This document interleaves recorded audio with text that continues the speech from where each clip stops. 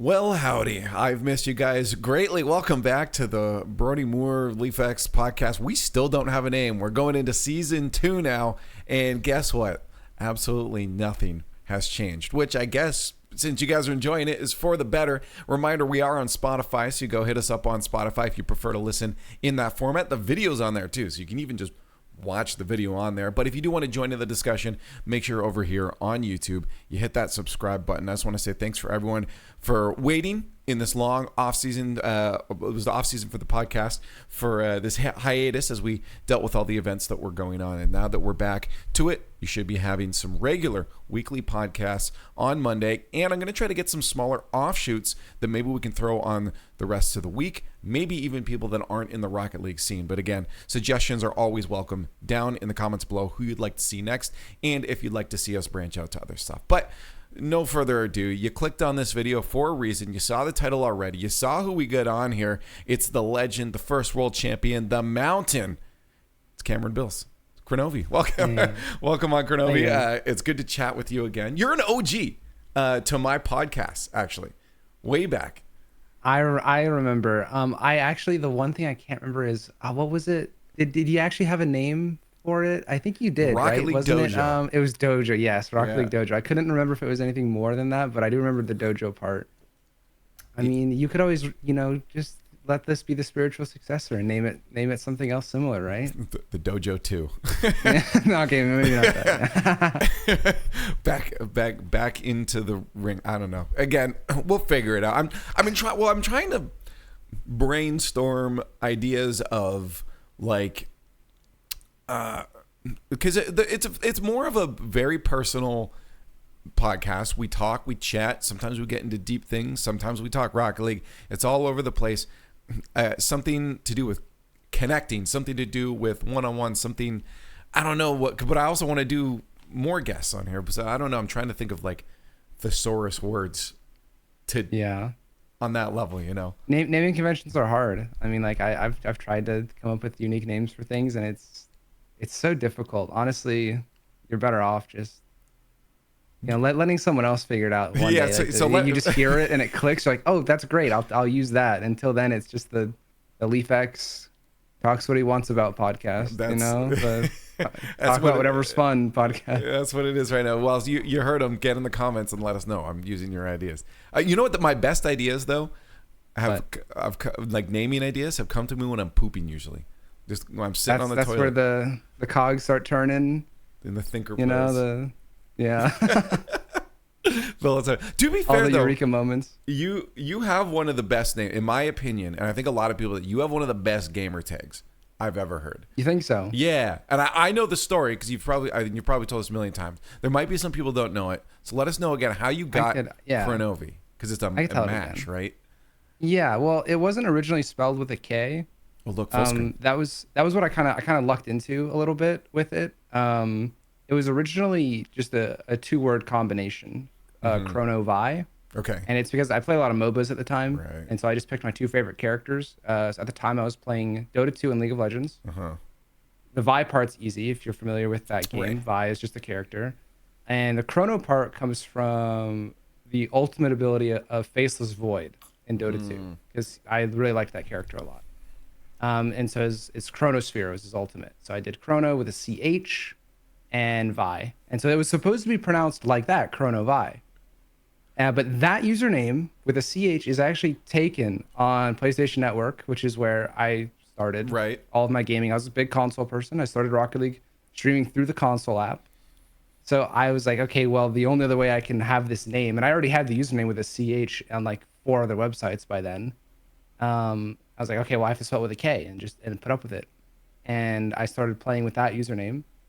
I had a PS4 before Rocket League came out. I was actually playing a lot of Destiny, and so I would be in like VCs with people. I'm like joining random raid LFGs, right? And people were saying, "Oh, hey, Kronovi, you're Kronovi," and I'm like correcting them. That's not how you say my name. Chrono-Vie. And eventually, it happened so much that I just stuck with it. I'm like, okay, I'm Kronovi. That's the way it's pronounced. Whatever, I'll stick with it. I feel your pain so much on people not saying, because I mean, it's my fault. And I guess we could also say it's your fault for. I mean, Liefx, obviously you guys know what it is, but people just seeing it, it looks like Liefx. Because I didn't do Leif, I did Lief. It was after a book character. That's how they spelt it. And so it looks like Liefx or Liefx. And I'd say a good third to even half of the time I get people saying Liefx. And I'm like, I refuse. I don't correct them too much because I'm like, yeah, it's my fault. Bad branding. But like, I will never switch to Liefx. I don't know. I just think that you should always double down on the name. Like I think, at least for me, like when I first read it, it was like in my mind that it was Liefx already, and it just makes sense to me. Right. So I think you can easily stick with it 100%. But yeah, I had to give up. I was like, you know what? This is what it is now. This is who I am now. I'll stick with it. It's not a bad name. I was happy with it. If not a little complicated. It doesn't really roll off the tongue that well, and it's not like a nice 1 or 2 syllable. Yeah, but it's 3 syllables, so you can chant it. I know. I think it's perfect. Anything more than 3 is a little hard. Again, it's such a unique name. Obviously, it was inspired by things that already existed, but to me, it's such a good game. Like, it's not cringe. Like, it's not Scrub Killer, First Killer. I was literally thinking Scrub Killer, but I wasn't gonna say anything, and then you said it. It's his name is just the quintessential, right? If I'm a 7-year-old and I'm making a name, right? But yeah, it's not something like that. Like, it sounds like it could be a real person's name, even to a degree, but it is on that gamer side of things. I don't know. I think it's a perfect. What are your favorite tags? Do you like off the top of your head, if you can think of it? I'm gonna put you on the spot here. I think the like one word, either 1 or 2 syllable names are Torment. Really cool. Yeah, like stuff like that. I'm not a huge fan of people name like with their gamer tag where it's like just their name. It happens, and some people are lucky that their name doesn't really sound like it's like a name. Right. And we have a ton of those in Rocket League. Right? We got Justin, like our Garrett G. Yeah. We got our Justin, we got our Rizzo, we got our JNaps, right? These are all just like basically just parts of their name. Yeah. And I used to go by a gamer tag that was just the name. It was just my dad's name. That's what I went by in SARP.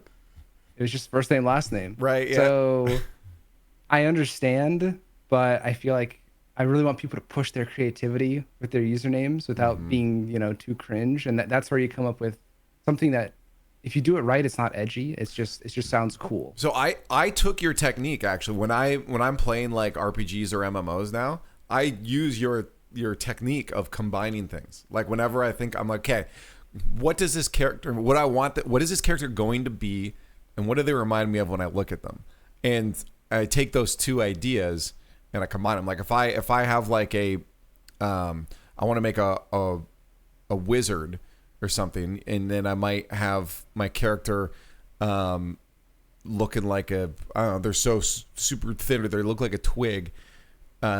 You can come up, I mean, Twizzard's a bad name, but like, start it's doing those things, or just like coming up with a name I already like I don't know, Alagonzo or something, right? And yeah, then you start working with stuff like that. No, it's really hard to come up with names on the spot, especially since I'm imagining you just writing a bunch of names in the text field of like the Baldur's Gate character generator. Just waiting until you get the perfect one. Yeah.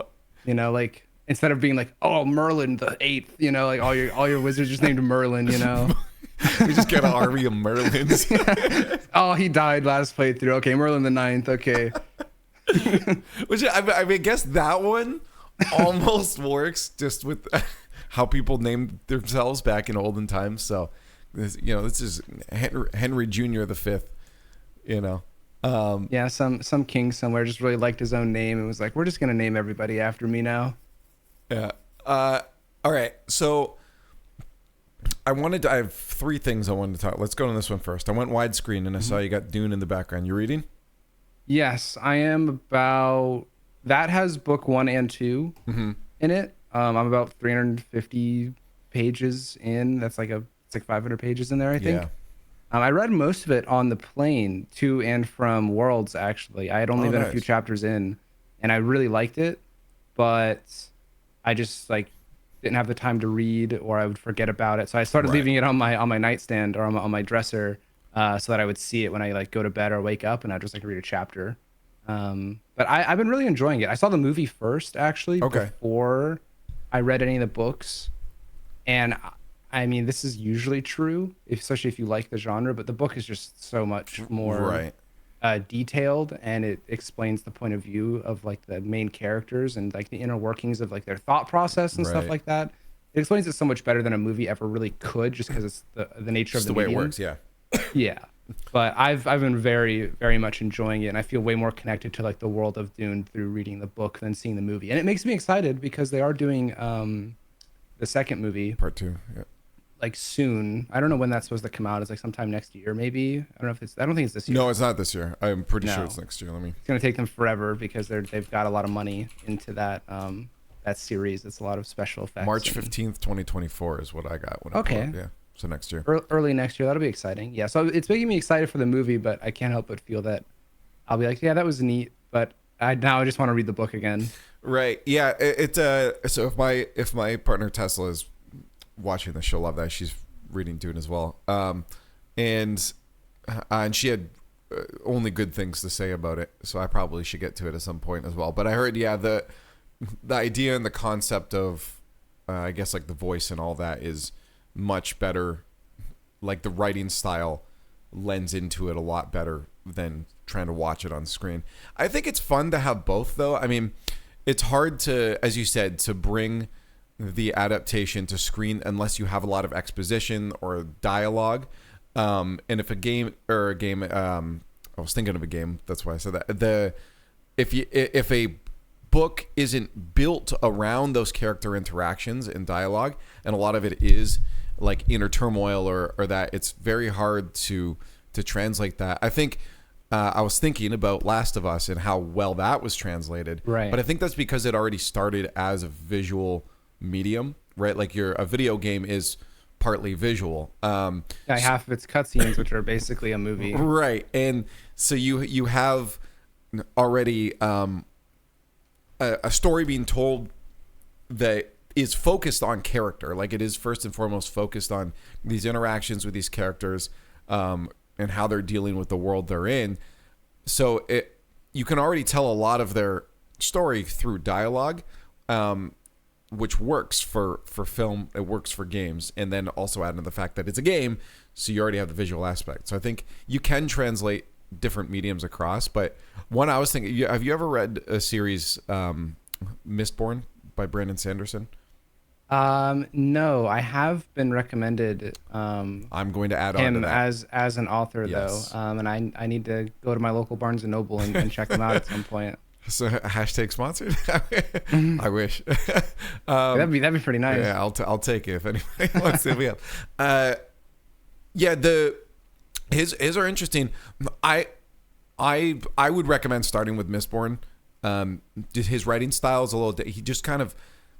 You just get thrown into the world, and you have to try to figure out what's going on, which can be very jarring at the beginning and hard. And you've probably. But it gets you right in the action. You know, like I don't mind being a little confused as long as there's something going on. It will make sense that the author is going to try to explain this later. It's not just nonsense. Well, what I like about it is it also gives you the chance to feel like the world wasn't built for you as the reader to watch. The world was already happening. You just happened to join in at this point in this grand scheme of things. You got a little window looking in. And to me, that makes the world feel a lot more alive, right? Because it exists regardless of whether you're experiencing it or not. Which is, to me, a very good writing style. But yeah, it takes a second. You may have been recommended Way of Kings. That's like apparently his like opus magnum. Gotcha. But it's also even harder to get into originally. So yeah, Mistborn is a really good jumping off point. But my point to this is that the magic systems that he comes up with, especially in Mistborn, I don't think you ever could translate it properly to scroll. Like it just wouldn't be possible. I mean, people had, I guess, the same issues with Wheel of Time. I haven't read the books, but I'm watching the show. The magic system is very non-visual in the books. I guess it's like, just controlling air and stuff. You can't see that happening, but they have to visualize it some way. I personally don't mind how they've done it in the show, but obviously you have to change things a little bit to make them work, which can make people mad. I just look at them as like interpretations or different experiences whenever I do stuff like that. I mean, I think a show can still be good with the right changes. Yeah, the biggest advantage like a show or a movie has when it is adapting from a book is anything that has a sense of scale. Because like someone can describe the way a mountain looks or a valley looks or like the way a skyline works or a city looks. Like, oh, we're entering this big castle, or you know, like in the Harry Potter books, like, oh, we're entering Hogwarts and this is what it looks like. And everyone has their own small image in their head, and no one is actually that creative enough to fully see the full thing. And in a movie, they can actually give you that sense of scale, especially with the way CGI is now. Like, like for Dune, like visually, like the concept and sense of scale with like the sandworms. Oh my god, was so cool in the movie, and the book just doesn't do a good job. To me, I'm like, okay, it's just this thing that eats you, and it's big. Like it's the size of three houses, where really it's the size of 40 apartment complexes. Right, yeah, it's like multiple skyscrapers stacked on end, just tearing through the desert. So the movie does a great job with like scale, but especially like with magic systems, I feel like it's a very big thing. Like it's what makes I think what's incredible is like Lord of the Rings does such a good job going to the screen, but also being just a good book. Right. And I think it's because when it went to like theaters, they did such a good job with all the characters and the sets, and you're kind of just immersed in the world, and they're not really trying to show off a bunch of like flashy things. They're leaning into the strengths they have with their medium. That's why they didn't try too hard with all the like spellcasty stuff. That's why I was cool with not Rings of Power. I didn't watch that. I heard it wasn't the best. It was okay.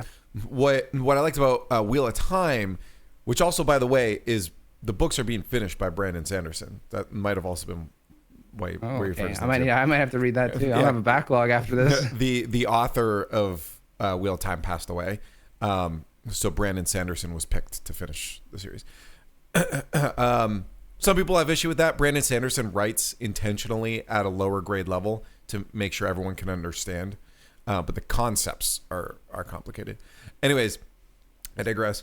The thing with Wheel of Time that I really liked is the sets. Like it, I feel transported into a magical medieval time. Like it's insane. Like especially, I won't say anything about it, but even in the second season, their sets are massive, like whole villages.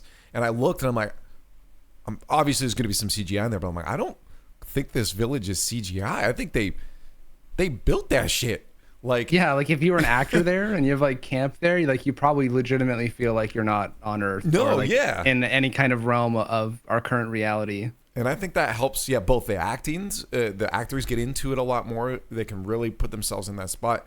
I mean, again, a good actor can do that with a green screen, but it's not as fun. That's not what acting's about, right? And for us, we can look at that and say, like, this is a place I could go to. This is wonderful. So I think they did a fantastic job. All of their costumes, their characters' costumes have meaning. It's not just like, oh, I look like from this time. You know, one character that's really poor is just wearing a jacket that's way oversized and barely draping over their body.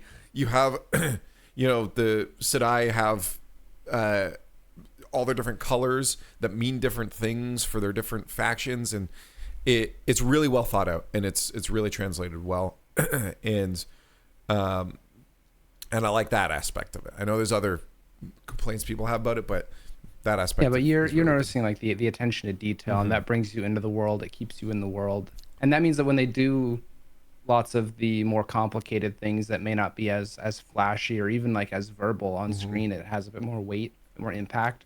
Right. I think the worst example of translating like all the like internal thoughts and interactions of a character from a book to a screen is the way Aragon was handled. Oh, okay, yeah. Because that was one of the first book series that got me into like the genre of medieval fantasy. Right. Because that one is all about like ancient magic, dragons, the relationship between magic and dragons, and the harnessing of that.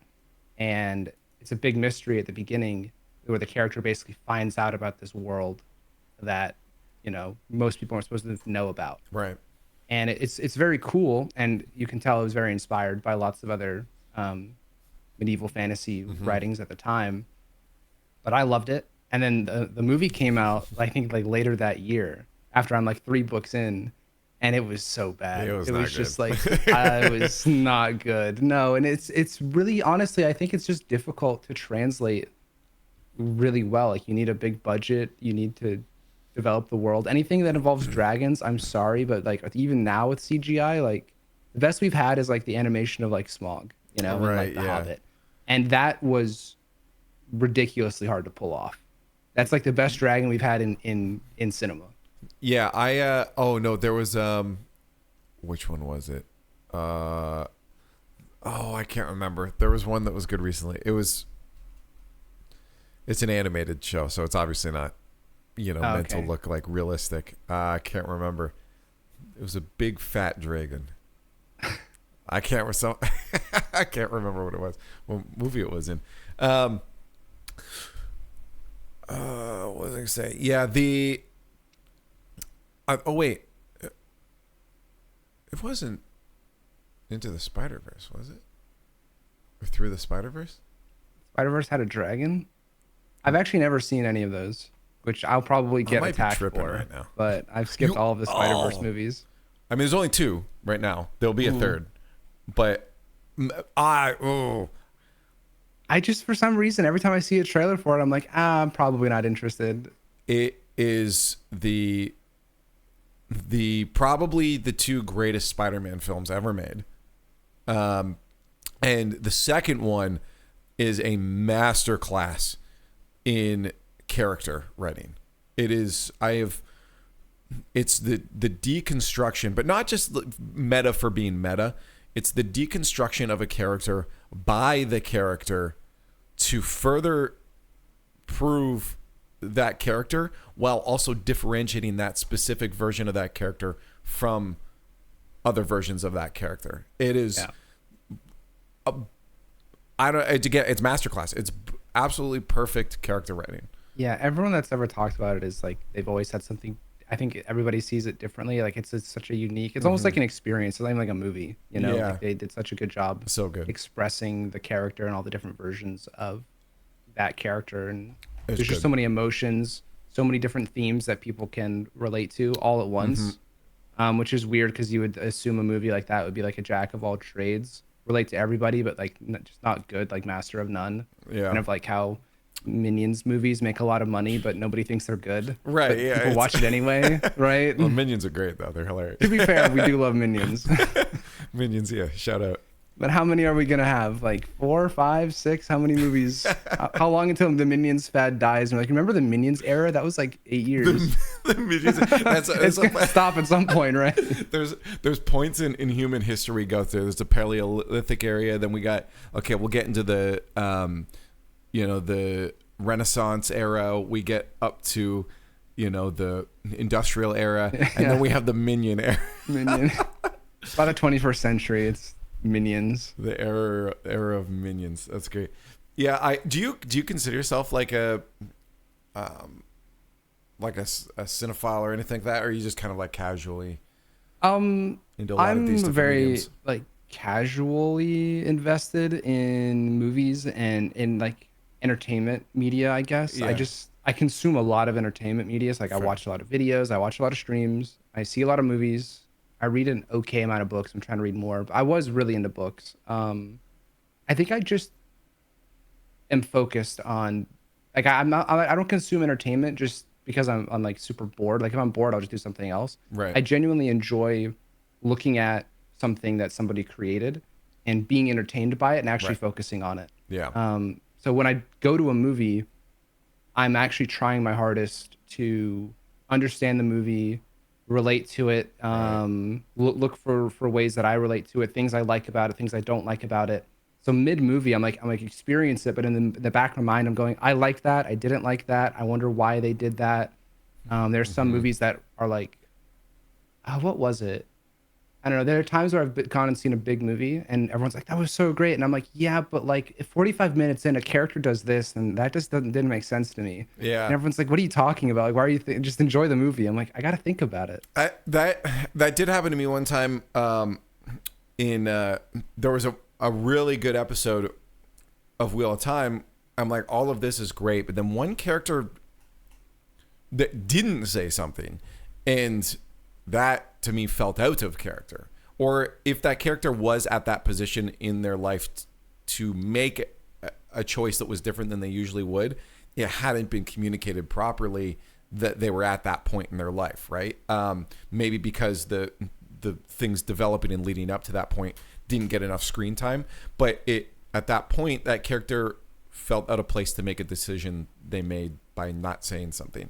And I noticed that immediately. Now, I then try to, whenever that happens, because I know it's very easy to let something like that ruin something for you, I try to just step back and say, but in the grand scheme of things, everything else was handled well.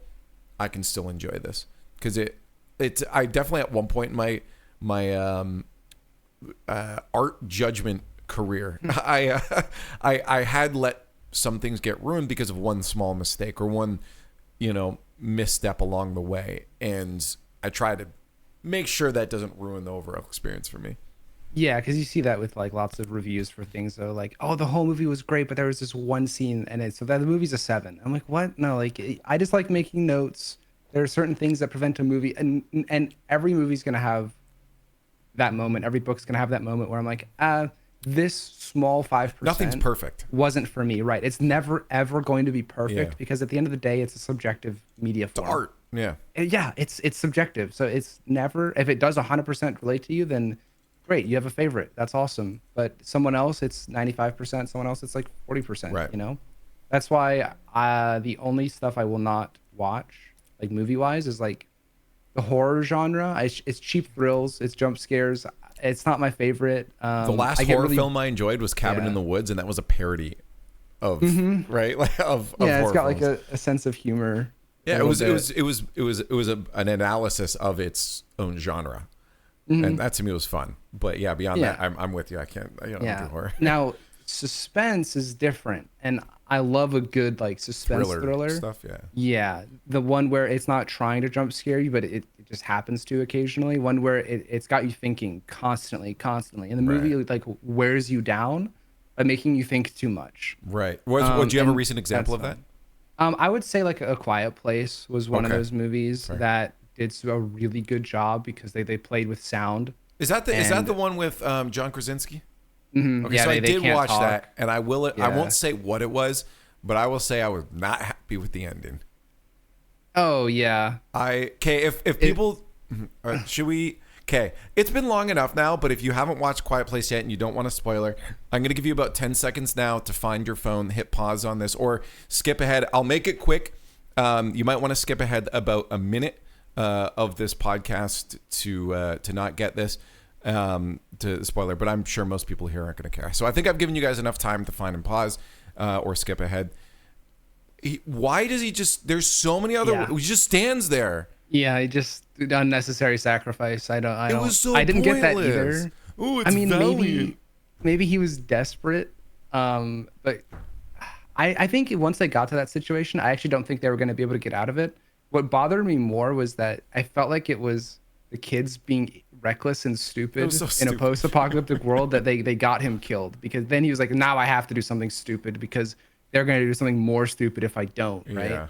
That was what I was thinking. So it made me more mad at like the kids because they just don't understand that. And then once I got through that line of thinking, right, I was like, this is kind of relatable because kids are really dumb. No, like it's when true. I was a kid, I would be dumb. I don't realize the danger I'm in because I grew up in this like apocalyptic world and I got used to it. You get complacent. Them being stupid actually wasn't what bothered me. It was the decision of how he decided to solve this that bothered me. I'm like, you're in to me, self-sacrifice is valiant because it's the last thing your brain wants you to do, right? So in most normal brains, you're in that scenario, your first thought is going to be, how can I save all of us? Because I don't want to die. Your brain should be sending those signals of I don't want to die, and you should be problem solving that way. So again, that's why if someone does in any film or whatever sacrifice themselves, that's a big thing.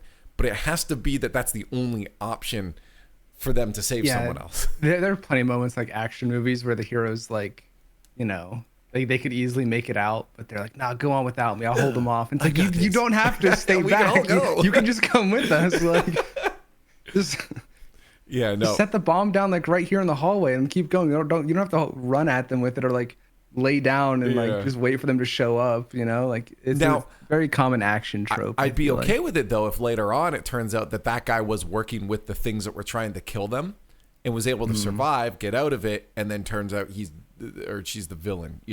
Like that's the bad person. And that could be a cool little twist of like, why would they sacrifice themselves? Oh, it's because they were actually they wanted to fake their death. Yeah. And evil. And that I'm sure that's been done before, but that bothered me with it. But beyond that, the rest of the film was pretty good. It's just hard when the moment that you don't like is like at the climax at the end of a movie. Yeah. Because then it sticks with you a lot longer. Uh-huh. Right, yeah, because like this versus is something at the beginning that's like, oh, whatever. Yeah. Like this is a pivotal moment. It is interesting when it comes to experiences though, because sometimes I do turn off my brain. Have you seen Oppenheimer? Yeah. So what's interesting about that one is I watched it twice. The second time I actually saw it in 70 mil, like proper 70 mil IMAX. There's only 30 in the world. 2 of them are in Ontario here where I live. So we traveled over to one. We were kind of near the front because the tickets, even 3 weeks later, were still selling. We're kind of the front, but it kind of made it better. And because I already had experienced it once, I was able to go in because I was unsure how I felt about it the first time. And then the second time going in, I said, you know what? Except for the politics part, I'm going to focus on that. But the rest of it, this is not a traditional story. This is an audio-visual experience. And I'm going to just let it wash over me without thinking about how's the writing, how's the dialogue, how's the character development, because like I'm just gonna let this wash over me. And that to me, it's not often you get a film that you can just let that happen and not worry about how it's made, just enjoy what was made. So that one kind of went against what you said, where I'm usually thinking about how it's being made. I had to just let that one wash over me. Yeah, it was definitely part of it was there's this underlayer of it's just an audio experience, really, like the way they played with the better speakers your theater had when you went, the more you probably just enjoyed it for an experience. It was better the second time. The first one was like just loud without as much of the depth. Like there's so many levels going on with the audio if you just go to a nicer theater for like that movie kind of needs it, honestly, because I feel like when they filmed it, they have all the nice equipment, and I've seen quotes from like movie directors like the movie looks and sounds great at home for me, but they have like professional setups and they recorded on amazing devices. Nolan himself has said that he makes movies for theaters. Like he does not make them to watch at home. Yeah. So like people, watching a bad quality version at home, or like even like if you make it for a theater, but the theater's like just kind of run down, and it's got old equipment.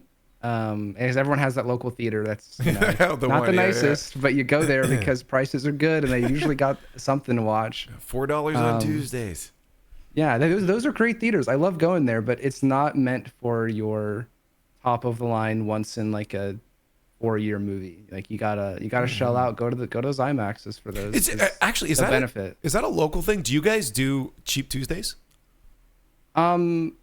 I think there's a place near me that does it, but it's like it's cheap and it's always like during a weekday and it's always in the morning, like a matinee. Oh, okay, interesting. Yeah, no. Here, ever since I was a kid, every theater Tuesdays are half price, or I don't think they do half price anymore, but it's cheaper. All day Tuesdays. That's just a thing here.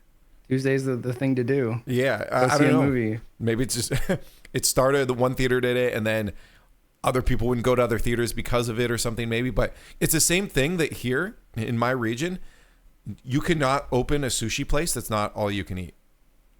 people have tried and The then model failed just doesn't work. It just you have to be all you can eat if you open as a sushi placer.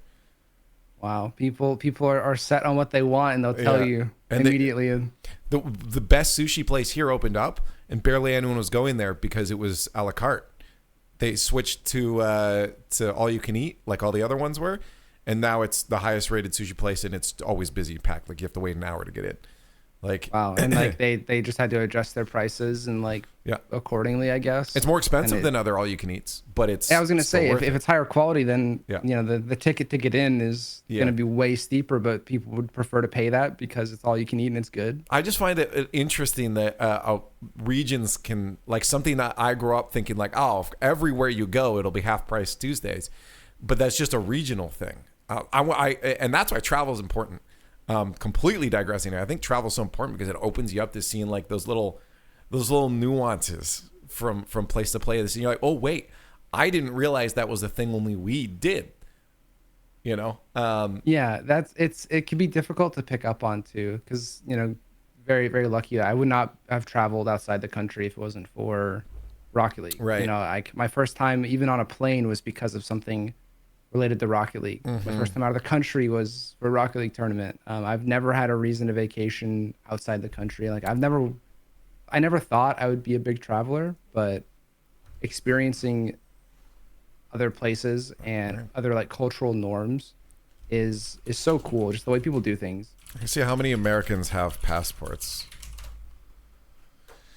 56% of American adults own a valid passport. So it's only 56 have them. And how many do you think of those how many actually use travel? them Yeah. to travel? How many Americans leave America in their lifetime? 40% of those questions said they've never left the country. I mean, that's self-reporting, but that's crazy. Yeah, that's like it's estimated about 40% of Americans never leave and that probably would have been me because I don't think I would have had a reason to. And my family never really, like you think of maybe like a family vacation, like say your parents travel abroad or something, and you go for like a summer. Like all of my schooling as well, like I would have just stayed in Georgia and not had a reason to travel. So you know, it's weird that gaming is something where I've been indoors at my desk nonstop. Actually got me out to see the world. Right. The irony of that. Yeah. We're just gamers in our mom's basement though, right? No, I'm actually... Sometimes if you want to have the nerdy gamer event, you got to go to where the other nerds are on the other side of the world. Yep. We gotta hang out in their basement. I'm just trying to LAN party somewhere else and not my own country. Which is a bit of a bummer sometimes. I mean, I don't know how much freedom you guys had as players I think in the early days there was a lot more free time, but it still feels like sometimes I go to a place and I don't get to actually experience it because you go there, you start either for me working or for you like screaming in that, and then you leave the day after competition ends. I used to get them to fly me out a week later. When I wasn't broke, and then I would just cover my own hotel or I would go to hostels or something in between that, or stay at a friend's place if I had one in the area, and then that way I'd actually have an extra week while I'm already there, and I don't have to. There's no plane ticket that I have to cover. Yeah, as a player, it was definitely harder. Like the only time I would have is after, not like harder. I think. It was just less flexible for like going early. That's the only thing, because it's just not possible. Like you have to practice like every hour up until your match. Yeah. And if you're not, if you're on low hours, you are going to get roasted. Yeah. I've seen this before many times. Still happens today. Even recently. But yeah, no, definitely in camp before. And then like the tournament affects players' mood very easily. Some people, if they don't get their bare minimum result, which for a lot of people is like top 4, like finals, winning. Like some people are not happy with second place things a lot. Even though you are in the grand finals, like some people are more hurt with second place than like 5th or 6th. Yeah. And it just totally sours the mood, and you just want to go home. Yeah, it was like, and you literally want to go back to practicing, because you were like that close, or because maybe you didn't get the showing you wanted. It's usually only like if you win do you stick around for extra time, and that means 3 people stay out of however many just showed up to actually sightsee. I've seen it sometimes where people lose in like worlds for instance, and they're like, all right, let's, we're in group stage, and they just leave. They don't stay for. Yeah, they leave early. Yeah, like there's three more days, and they can watch the championship Sunday, and they leave. And I'm like, I can't wrap. Like, obviously, I get being upset, but like, I can't wrap my head around that. I'm like, we're all here let's celebrate. I don't know. I think people. It's just some people are very competitive, and that competitiveness is so much part of people to their core. And if they are only traveling to this certain place, maybe it's not their favorite place, maybe they've been before, or maybe they know there's not much they want to do tourist wise, and they're just there for the tournament. And the moment the tournament's over, like to them it's work, in their head. Yeah, there's no vacation opportunity. It's go for work, get the job done. If you don't get the job done, go back home, because they'd rather be vacationing like somewhere else if they could choose. Now, I mean, maybe it's that neither way is incorrect, but what would you say is the I guess better level of competitive? The one where you're distraught, but you try to turn around, be happy, think about the mistakes that were made, and then get ready to implement those next, or the one where you're like, there's no point in being here if I didn't win, like the complete like. I almost look at it as like a toxic, like it's like an aggressive competitiveness of like, there's no reason to be here anymore. Which there's levels to it, and there's definitely context for each person, because I've seen the same people, depending on the event and the timing of their career, like the stages they're at, do different things. Right. I've seen the same person do like 3 different outcomes. Okay. And it really all depends, like what the event is, how much it means to them. Like I know there was one world championship where things didn't go well, and they stayed at the event and they were like, you know what, let's explore the city, let's have fun, let's have a good time. We lost, but I'm gonna make the most of it and experience this place, have as much fun, make as many memories outside the tournament as I can that are positive, I guess, as a way to like, be distracted from like the unfortunate loss. It balances the emotions. And they were still at the event and everything, having a good time. But I've also seen, I think that was like an RLCS, but I've seen like a big thing was like there was a Beyond the Summit. I forget which one it was, because I think there were 2 of them. The second one wasn't a LAN though, was it? No, it was online. The first one I think it was just the first one. Yeah, it was during the first one. Somebody got eliminated. I forget which team it was, and they packed up early and they went home. Yeah, and which is Beyond odd, the Summit was like a fun hangout, Yeah. right? But I think it wasn't a super huge event, and they didn't feel like walking around and seeing everybody and hanging out. And it's like, it's fun to hang out with people, but maybe they felt like they just weren't supposed to be there because they weren't in the tournament anymore. So like being part of the broadcast and all that, it wasn't fun to them anymore since they weren't in it. Intriguing, because like, I mean, especially when like the point of that is to just there happens to be a tournament while we're all hanging out. Is my that's the way I see it. Yeah, it's like we're hanging out till this day, no matter what. Do you want to play some Rocket League in that time? That's an odd one. Yeah, I don't know. I always like because I can see people saying that, oh well, if you're not with that mentality, that like I didn't win, why am I here? Then you don't want it as much, or you're not a true competitor. And I feel like that's just not correct.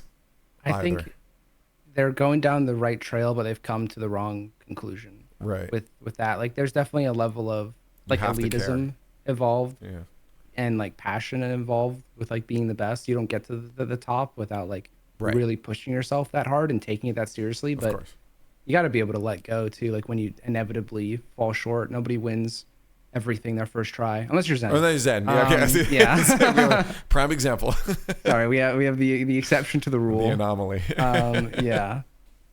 For now. Yeah, we'll see. He should have just retired. I'm saying he should have just retired after winning Worlds. Can you imagine? How? Yeah, he's like, oh, actually, I'm going to go to school for astrophysics. I don't have time for Rocket League anymore. That's so good. See you guys when I land on the moon. Yeah, I love it. Yeah, I mentioned that at Worlds when I was talking to you that I think we would be debating forever whether or not this is the greatest player of all time. Every desk will get brought up. Yeah, but Zen could have done this. Could he have? Because he retired. We don't know. He retired. He left. I don't know. That would have been the ultimate mystery. Totally worth him sacrificing all of his career potential just to mess with us, right? The ultimate troll move. That's for sure. Now, okay, while we're on Rocket League, I want to let's dive into a bit of Rocket League. So for you've seen some ish. You've been around. I've been around the block. Yeah. The longest possible too, coming from SARP, right? Like you've seen everything. I'm just kind of curious at your thoughts now, because I feel like Rocket League, we have always said it, but sometimes it's hard to believe that we're like the skill ceiling's nowhere in sight. It's good. People are gonna keep getting better and better, and we, early on, I think, in my opinion at least, my sights were set on, okay, yeah, for the next 3 years, this will happen, and then we'll level out. But now it feels like there's a massive shift, like one of the biggest shifts I think the scene has ever seen. We've had a few of these momentous moments, but it feels like now we're really seeing that shakeup. Like we're seeing a bunch of kids. I mean, between Zen, Rawas, and there's a bunch of others to name as well. We're seeing a whole slew of kids doing unreal stuff. Do you agree with this? Do you feel like this is the biggest shift, or what are your thoughts? I think this year has brought a lot of attention to how consistent people can really get with the difficult mechanics, because we haven't seen, it's like you said, we haven't seen a shift in the level of play quite like this in a long time. It wasn't until like the level of play looked pretty much the same, except maybe some speed and consistency, until like the flip reset started becoming normalized. And the only reason it didn't get practice as much was because people were worried about the consistency. Right. Like what happens if you mess up a flip reset? That might get my team scored on. When in actuality, if you mess up a flip reset, as long as you've hit at least one in your life, you might actually fake people because they're just really scared of it. Yeah. So then everyone was like, okay, all I have to do is hit one, and then even if I mess up, it might still be good. And then everybody's going for it, and then it's just a matter of consistency. And now it's like the one reset is just not enough to do anything. You need at least two. You need to be able to get two and then still have control of the ball, and then you can actually clip on people. And like Zen's ability to just do that, but like near the ceiling, is I think what makes him really unique in that aspect, and really dangerous, because he can go over you or under you, or just 50 it. But it's really the consistency, like the level at which people can actually execute these very difficult mechanics without making a mistake. You look at some of the work with like TAS in Rocket League. Right. I'm sure everybody's seen that one clip of the person doing the full like scripted TAS run of the workshop map. Yeah. Yeah, that clip has millions and millions of views on Twitter. Let's see if I can find the one it is. It's next level. I don't know if I can I'll try to find it while you keep talking here, but and that's a showcase of like what's theoretically possible, right? Like that's the cool thing about TAS in Rocket League. It's not like TAS in like other speed runs of like old games or something, where there's like frame perfect inputs, or like there's like a famous like Super Mario 64 speed run about like parallel universes, and its inputs are not possible by a human. Yeah, this one. Things like this, yeah. Right. This is all theoretically possible by a human player. They're just not going to land this many resets in a row without losing the ball. Without messing up, yeah. Right. A human can do these inputs. It's not actually that hard. It's just difficult to get them consistently. You'll eventually mess one up. Right, and then you have to restart. But I know all of these inputs. Like I know what he's doing. My hands can move like this, and I'm 26, and retired. But I could do some of this, maybe not on the first try, like this is happening. But it's theoretically possible, and it's not as far away as people think. Like a pogo, like off the wall there. It's so easy to just hit that wrong angle and just fall flat. Like you're not gonna bounce. Right, exactly. But I'm sure a lot of people, if you give them 10 tries, like they're going to be able to do it just fine. They'll start to figure it out. Yeah. No, I think that's what's cool about a game like Rocket League in general. It kind of adds to how, because like competition is boring if everyone's perfect. The mistakes are what make it interesting, right? Like some of the biggest moments we know about. This is just stupid, by the way. Yeah, no, it's just crazy. This is playing in the background. I love it. What's great, again, like, while it sucks for the player, you look at some of these moments like, like the Sicky own goal and stuff. Like those things make stories, and stories are what humans like. I mean, it's a whole reason we had 40 minutes at the beginning of our talk here talking about stories, right? It is, the humans like that. And so having a game that a millimeter difference of where you hit that ball can change whether you score a shot or not. And being able to make those mistakes are fun, but seeing less and less of it, getting closer to perfection is also really cool, because it's like, wow, how can a human is inputting this right now and doing things that seem superhuman, which is what we're getting out of like these 15, 16-year-olds. Yeah. It's just when the level of play gets too good, I'm like you were saying, a little worried that there are going to be some matchups that are really boring because there's a high level play going on, but everybody's too evenly matched and there's no threat of a mistake. Everyone's playing good Rocket League. It's like every touch is a good first touch into a flip reset. And I remember there were complaints about this with like the North American play style, like not even that long ago, but you'd watch like FaZe versus like someone else. And the common complaint I always saw was like everyone's just taking it up in the air for a solo play, getting a reset, and then getting blocked by one or two people. And this just would go on repeat until somebody finally missed the ball. And it would take multiple minutes for someone to just miss the ball because everyone is so good. I don't have the numbers, but I feel like the past 2 years we've had like a record amount of overtimes. I mean, we do continuously keep setting the record time. Yeah, we just had it in Boston, right? Yeah, that was the longest LAN. And I almost fell asleep during that series. I was tired. I'd wanted to take a nap, and it's like 8 minutes in, and I'm like nodding off. I'm like, I'm at a LAN watching a world record overtime, and my brain is like, yeah, you're sleepy. Like you're not. I wasn't engaged, which is so weird. I feel like, but it was. Do you feel like that's a problem? Do you feel like Rocket League is going to hit this point where it's going to be boring to watch? And what would you do to solve it? Make the players worse. That's put me out there. CRL. I could put on a show. Yeah. CRL is the answer you're looking for. CRL is very exciting. It's fun because people have more space to do stuff. There's also a variety of skill. Like you see very high level players, and then there are people who are like barely making the cut, but they're on the pitch and they're trying their best. And when those players like do really well, it's really exciting because they're playing way above their normal like level, or they're stepping up in an arena they have less experience in. Right. But I think it's a problem you can't really fix, and I don't really actually see it being a consistent problem. It just, with how much Rocket League there is, especially with like the way the format was, there's just so many matches. Inevitably, you're going to get one where one team wants to play safe and the other team doesn't want to overcommit. Right. And it just leads to a long stretch of no mistakes, but no proper pressure either. And you get like a 10-minute game.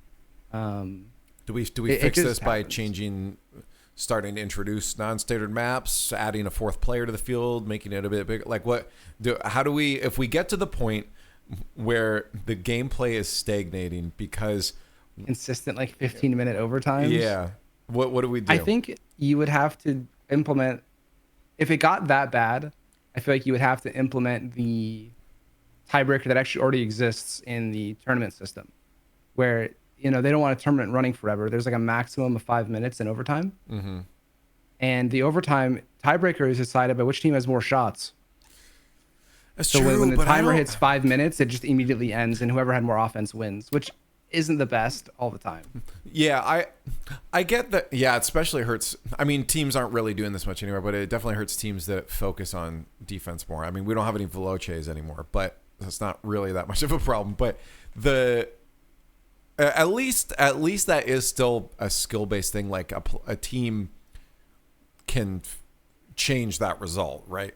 What I hate is when you get stuff like overtime shootouts where the success of an entire team comes down to one player. Yeah, you don't like the concept of like penalty kicks. 'Cause I actually just recently I was watching, because Messi is here. He's only one state away from me in Florida playing for Miami. We should go play some indoor with him. League. I play indoor. I play. Man, I love that reference. I don't, because I had to be a part of it. No, it was fun. It was fun overall. But watching like the championship finals was really exciting because it shouldn't have gone to penalties, but it did.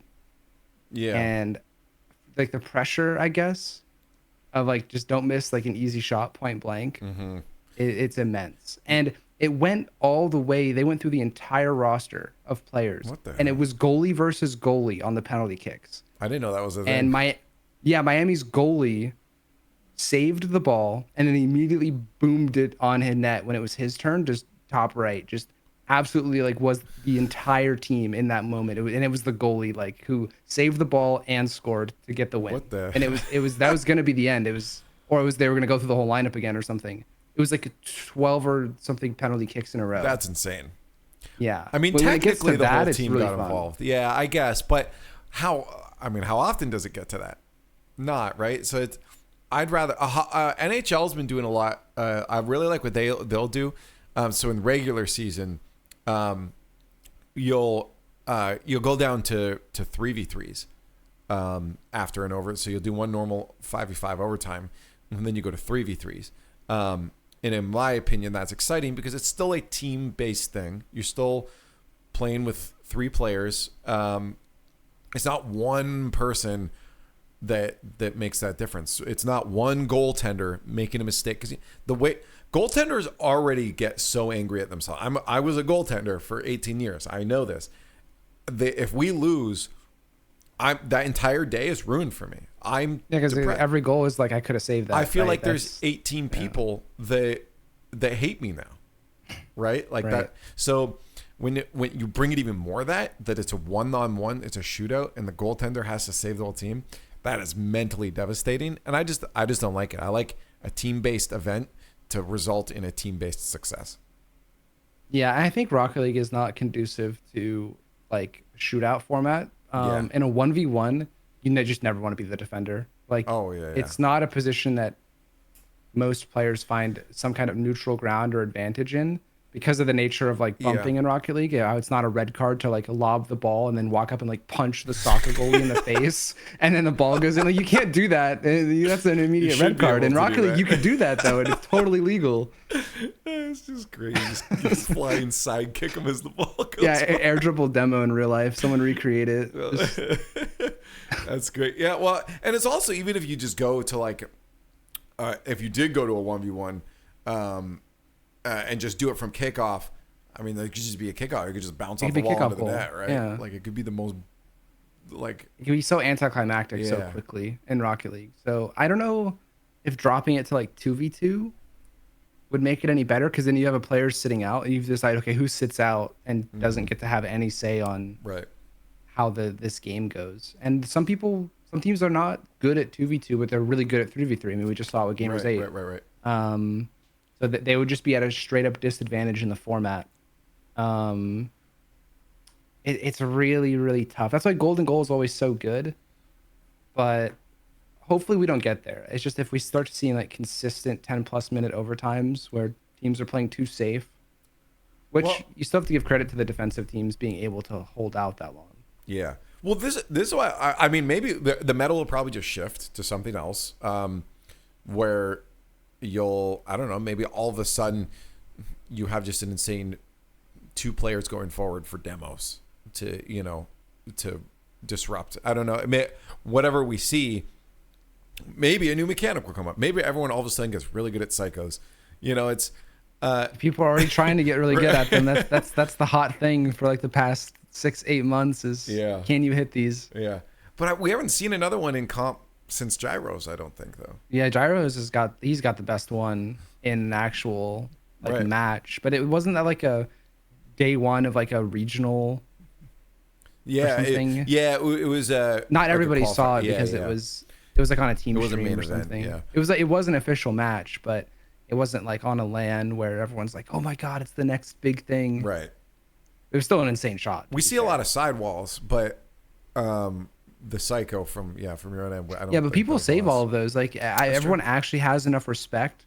Like the amount of times I've seen, like, if like first killer gets a free ball, booms it off the sidewall, and he's lining up the second touch, everyone just goes to the net. You're just like, all right, he's the not shot's gonna miss coming. it. It's gonna go in my net.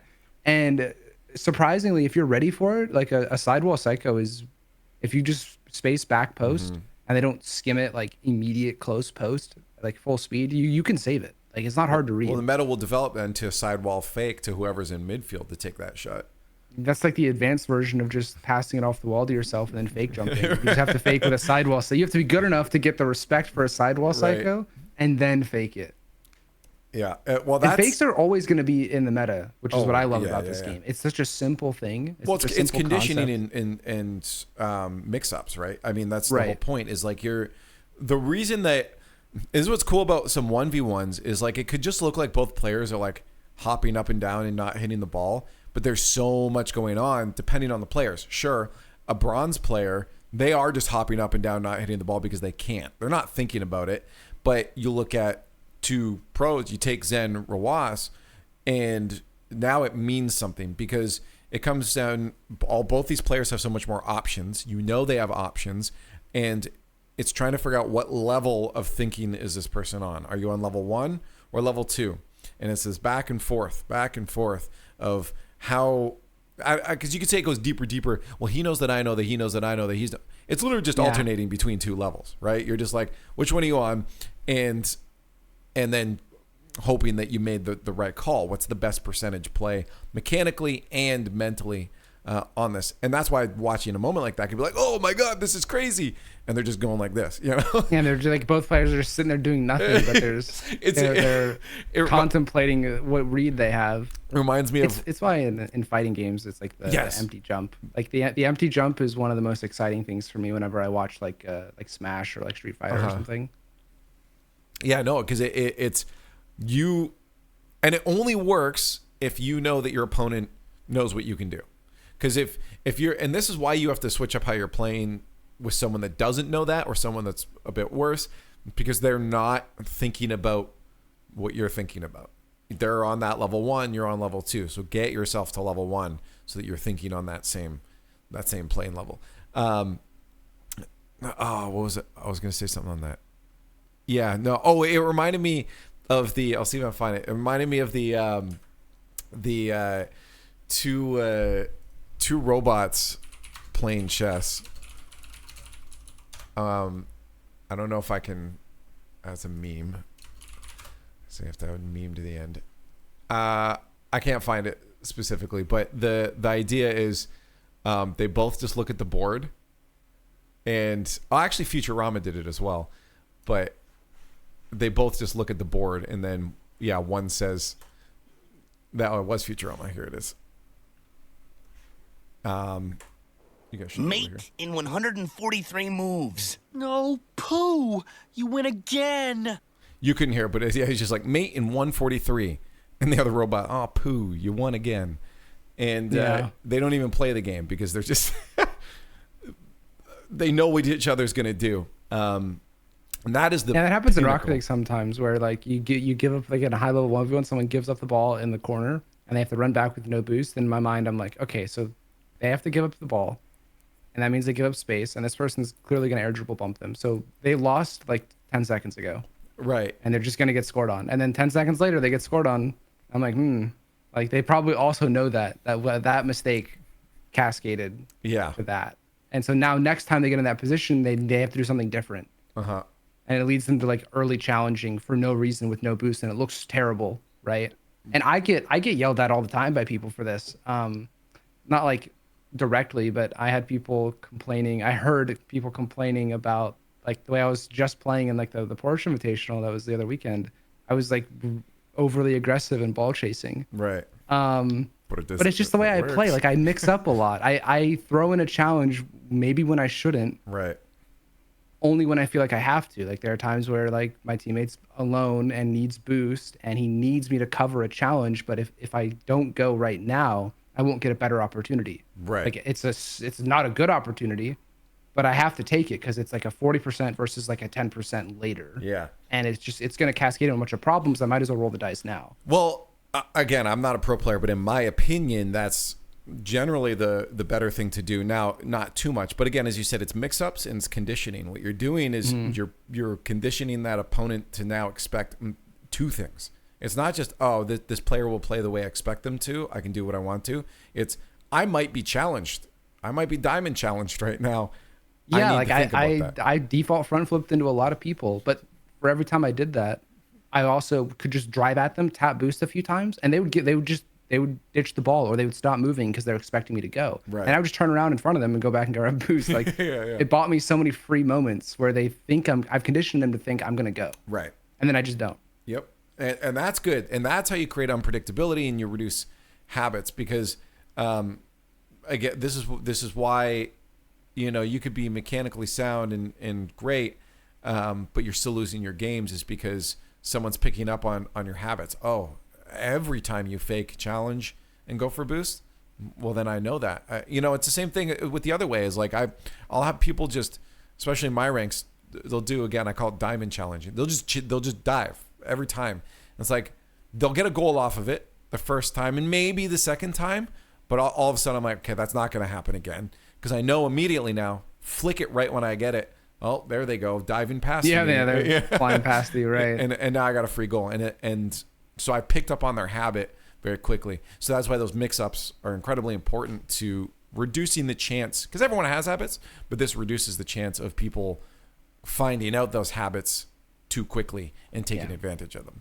That's where being like mechanically talented is a benefit if you are also smart. Because there are plenty of players who are mechanically so good but have never reached the pinnacle of Rocket League. They've never been on like a top team or stayed at the top because they were just too easy to figure out. Like they have all the mechanics, but they don't put the puzzle pieces together and put them together in a way that only they can see.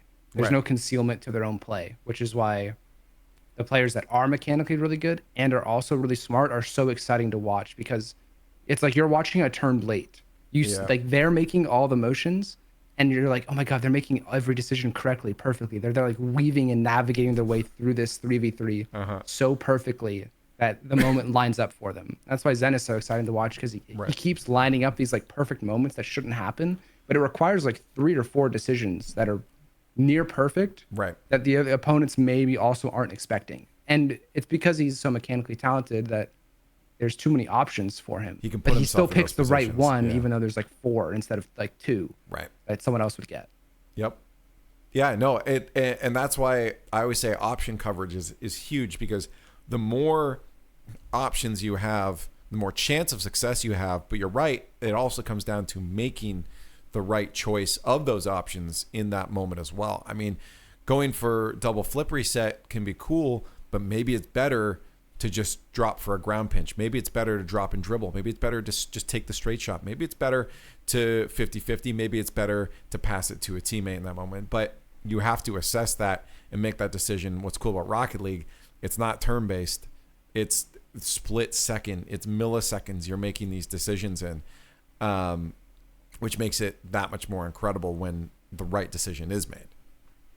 Yeah, I mean you're constantly being tested, and Rocket League, I like that. It's like you said, option coverage. The entire game is option coverage, like just all the time, no breaks. It's 5 minutes of option coverage with like some kickoffs to breathe. Yeah, it's and that's why, well, it's exhausting to play a lot in a row. Especially, what's your max? Like if you're playing on LAN. What's your max amount of time you would ideally be playing on a given day? I think that really depends. I think if I'm on a run and I feel good about it, I could play for like 10 hours straight. Wow. I like the game that much. I may not be playing my best, but I'm willing to bet if someone else also had to play just as long as me, I'd probably be better than them. Okay. Like I can go for a while and still like play pretty good, but like Usually I don't get to find out how long I can play because either I'll make a pretty solid run and it's not that much time, Yeah. or we're just like eliminated. Yeah. And so we don't get to Well, play yeah, you're not anymore. going to get 10 hours of playing. No one will unless you make like the craziest. And you're scrimming lower for bracket run. 8 hours before then, you know? Right, yeah, but with how much we'll scrim before and then we'll play a match and then I'm not even like taking breaks between the matches, just like I'll queue a ranked game like at a DreamHack or something, right, where there's so many teams around and you can just get a scrim. Even if you can't get a scrim, like I'll queue a ranked game or something. Like I would never really take that big of a break, and I was fine with just like I'm there to play Rocket League. I'm locked in for the day. Fair. And it's not until there's no more matches to play that like I am not locked in anymore. Gotcha.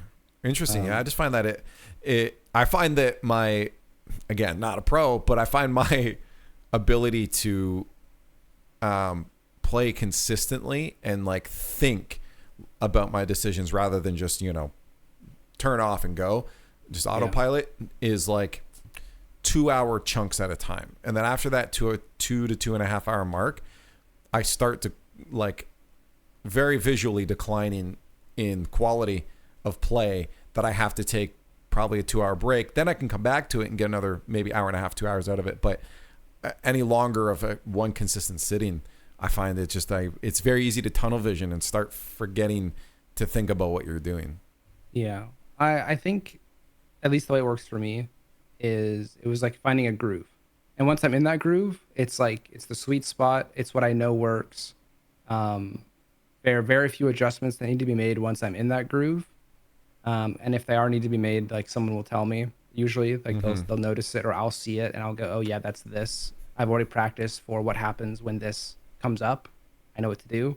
How to like adjust the groove enough, especially like against certain teams. Like if you just have like when we were on Rogue, we had like a very much just a pure. We want to counter what this team is doing, right? And like we don't really care what we're doing. We just want to stop the other team from doing what they want to do. Okay. That was so much of what our gameplay revolved around. Yeah. Which is why we were great at punishing people that weren't playing at their best that day. Right. We could really capitalize on that. I feel like that, from what I've heard from what coaches do tell me during interviews, is that that's very much like the opposite of what teams are doing now. It's very much it's not what you really want to do. Yeah. It's not ideal. But you can get those sneaky little cheeky wins. Yeah, in the old format, you didn't have a lot of time to fix things. You played a league play match, you had like a few weeks, and nowadays these off seasons are kind of long. There's a lot more games to be played. You get a lot more like real time practice with like, will this strat work? And it's okay if we bomb out this regional. We got 2 more. Right. But like in league play, every weekend mattered. That's and true. It was like, okay, in the long run, this is better for us, but we've only got a few weeks, and this strat's like 10% better. Okay. And you might get a tiebreaker because of one result. And that's what happened to us. We had a tie with a team. We won on game differential, and then we barely snuck into playoffs. Do you feel, because so one thing that's cool about Rocket League, and this sort of ties back to the like, okay, do we need to change anything with the game, is that the meta is developed by players. And I think that should be good. Like Smash Brothers Melee, the best games, the meta is developed by the players. CSGO, all of them. The problem I have is with games like Overwatch, where the meta's developed by the developers. They introduce a new character specifically by character balance. Yeah, and they do it specifically to make people play a certain way or to counter something people are already doing. That meta is disrupted by developers. I don't like that personally. And I guess Sonic's introducing maps every once in a while that are different could do exactly that by disrupting the play. Do you feel format also dictates meta to a degree?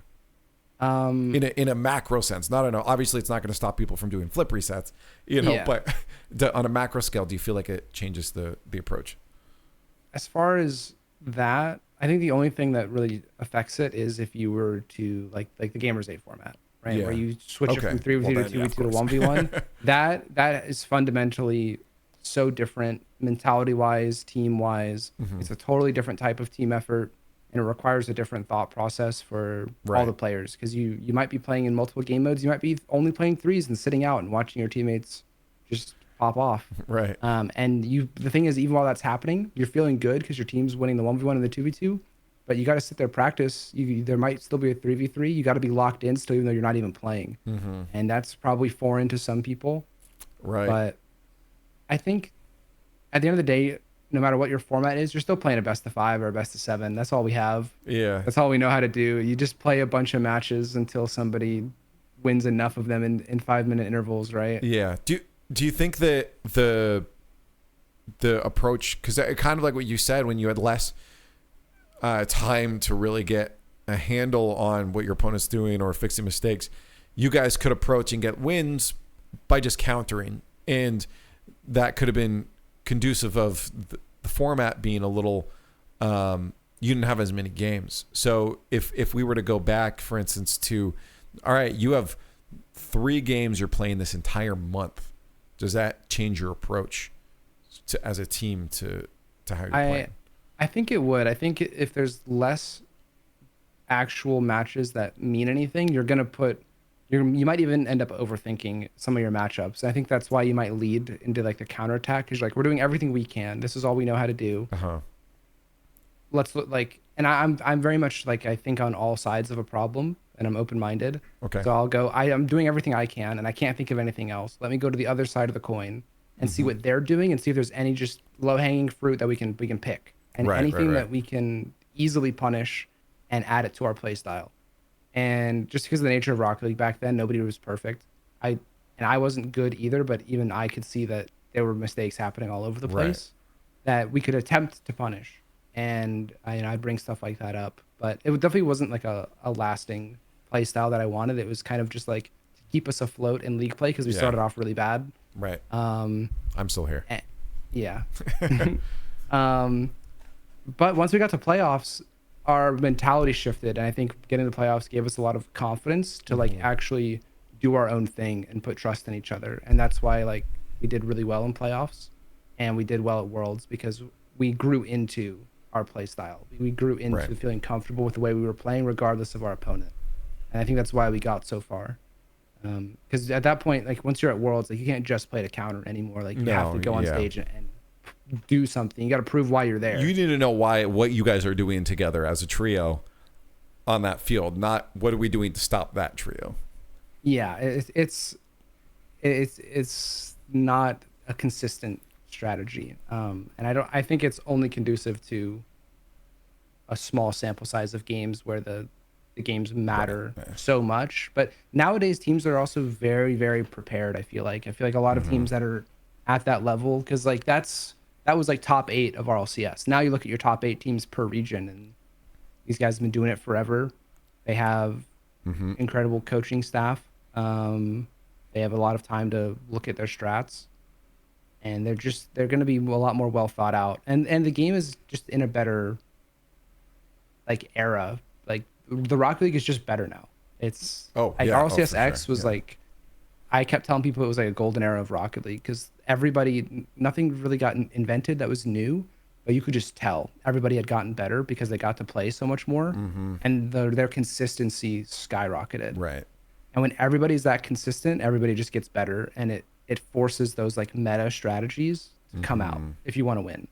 So the meta moved along really quickly, because in order to beat people that are super consistent, you have to do the right thing every time. Yep. That's exhausting. Yeah, and I think a lot of people are maybe a little burned out from playing so many games in a season, because the winners have to play perfectly most of the time. Yeah. Yeah, that's tough. That's really tough. What's the biggest shift or difference, I guess, you would see between, a pro team in season 1, well, I mean, besides skill level, but like a pro team in season 1 and a pro team now? Like how much has it evolved, adapted, and grown? And like, I think teams now are far more organized, especially when it comes to comms. I think there's a very like level-headedness to comms, and especially like between goals, between games. I noticed so many players, like between games, they'll win a game or they'll lose a game, and there's like that 60 seconds you get. Right. And players are using that time. They're closing their eyes, taking deep breaths, regulating their breathing, focusing up, taking themselves out of the match for a second to hype themselves up, calm themselves down, just relax, stay in the zone or get into the zone, right? Maybe modify the groove they're in already a little bit. Right. Whereas before that 60 seconds is probably not getting utilized properly. Like it's all these little advantages that add up in a series. And I think there's a lot of like nervousness on a lot of the early rosters. Even in like a high pressure game, you would just see so many unforced errors. And a part of that's the skill level, but I honestly think there's a level of mental preparedness that just did not exist at the time. It feels like, that's so understated how important those little moments are. And the fact that most players are taking those moments now, I mean, I think that there's probably a cascade of things, of some teams having psychology coaches, some teams just having players that maybe already did this, and then it got transferred onwards to other teams. It is that like a norm now for these? Like, is it just players? I think it's becoming into this. Yeah, because I never did this when I was a player, and I was very prone to like I could have like a really bad game. I'm sure people have seen it a lot. Like it's a series where we're favorite, and I just have a horrible game, and like it's really difficult during that 5 minutes for me to snap out of it. Right. And I'm totally like out of my groove. And there were times where some series I could never get into my groove, and that was always my biggest problem. Was if the warm up didn't go well and I didn't find my groove in the first like 3 hours of the day, I probably just wasn't going to find it that day. Whereas players now are far more adaptable, and even if they don't find their groove, they find something they can do until they wake up in this series. And they're more likely to wake up in a series now versus like I had to start the day well. Otherwise, it was going to be rare that I actually got to a spot that I would be my usual self. Unless I start the day that way, it's probably not lasting. Yeah, I feel like there's two good things about being more controlled. First off is there's less chance for people to lash out at each other in those moments. In comms, emotions in a moment like this get very heated. We've seen it before. People yelling at each other, even if it's behind the scenes, there's animosity that gets brought around. And I think this can help curb that, because people are understanding what is actually going on here. Is this just emotions getting high? Let me get myself in my groove, pull myself out of this problem. And the second is that because you're controlling and honing it, I feel like the outburst of good emotion when you win at the end is so much more from players now, because you're almost bottling everything up, and while it's being bottled and controlled, it's transforming into a good outburst of excitement by the end of it. Yeah, it's like positive pressure. You're trying to hold it back, just control it. But once you get the green light, it's like, nah, you can let go. Let her out. Yep. Yeah. And people are very excited. Although I can't remember, maybe there's an example of this, but I can't remember the last time we saw somebody win something and they weren't like happy. True. Of course they're always going to be happy. Yeah. But I don't know. It could just be a placebo of everything in Rocket League production getting bigger. That makes it feel like the emotions are bigger too. Oh, and then zooming out on the moments. I don't know, because when I was face to face with Zen handing him his medal, he was not smiling. He was just staring at me. That's just, I guess that's a 16-year-old. No, yeah, they popped off after they got the win. After they knew they were going to win, the smile was on his face. But I think once the moment happened, and like the ceremony takes a long time anyway. Yeah, he probably just was dying to like tweet something. How old were you when you started again? 17? I started when I was like 17 turning 18. Yeah, okay.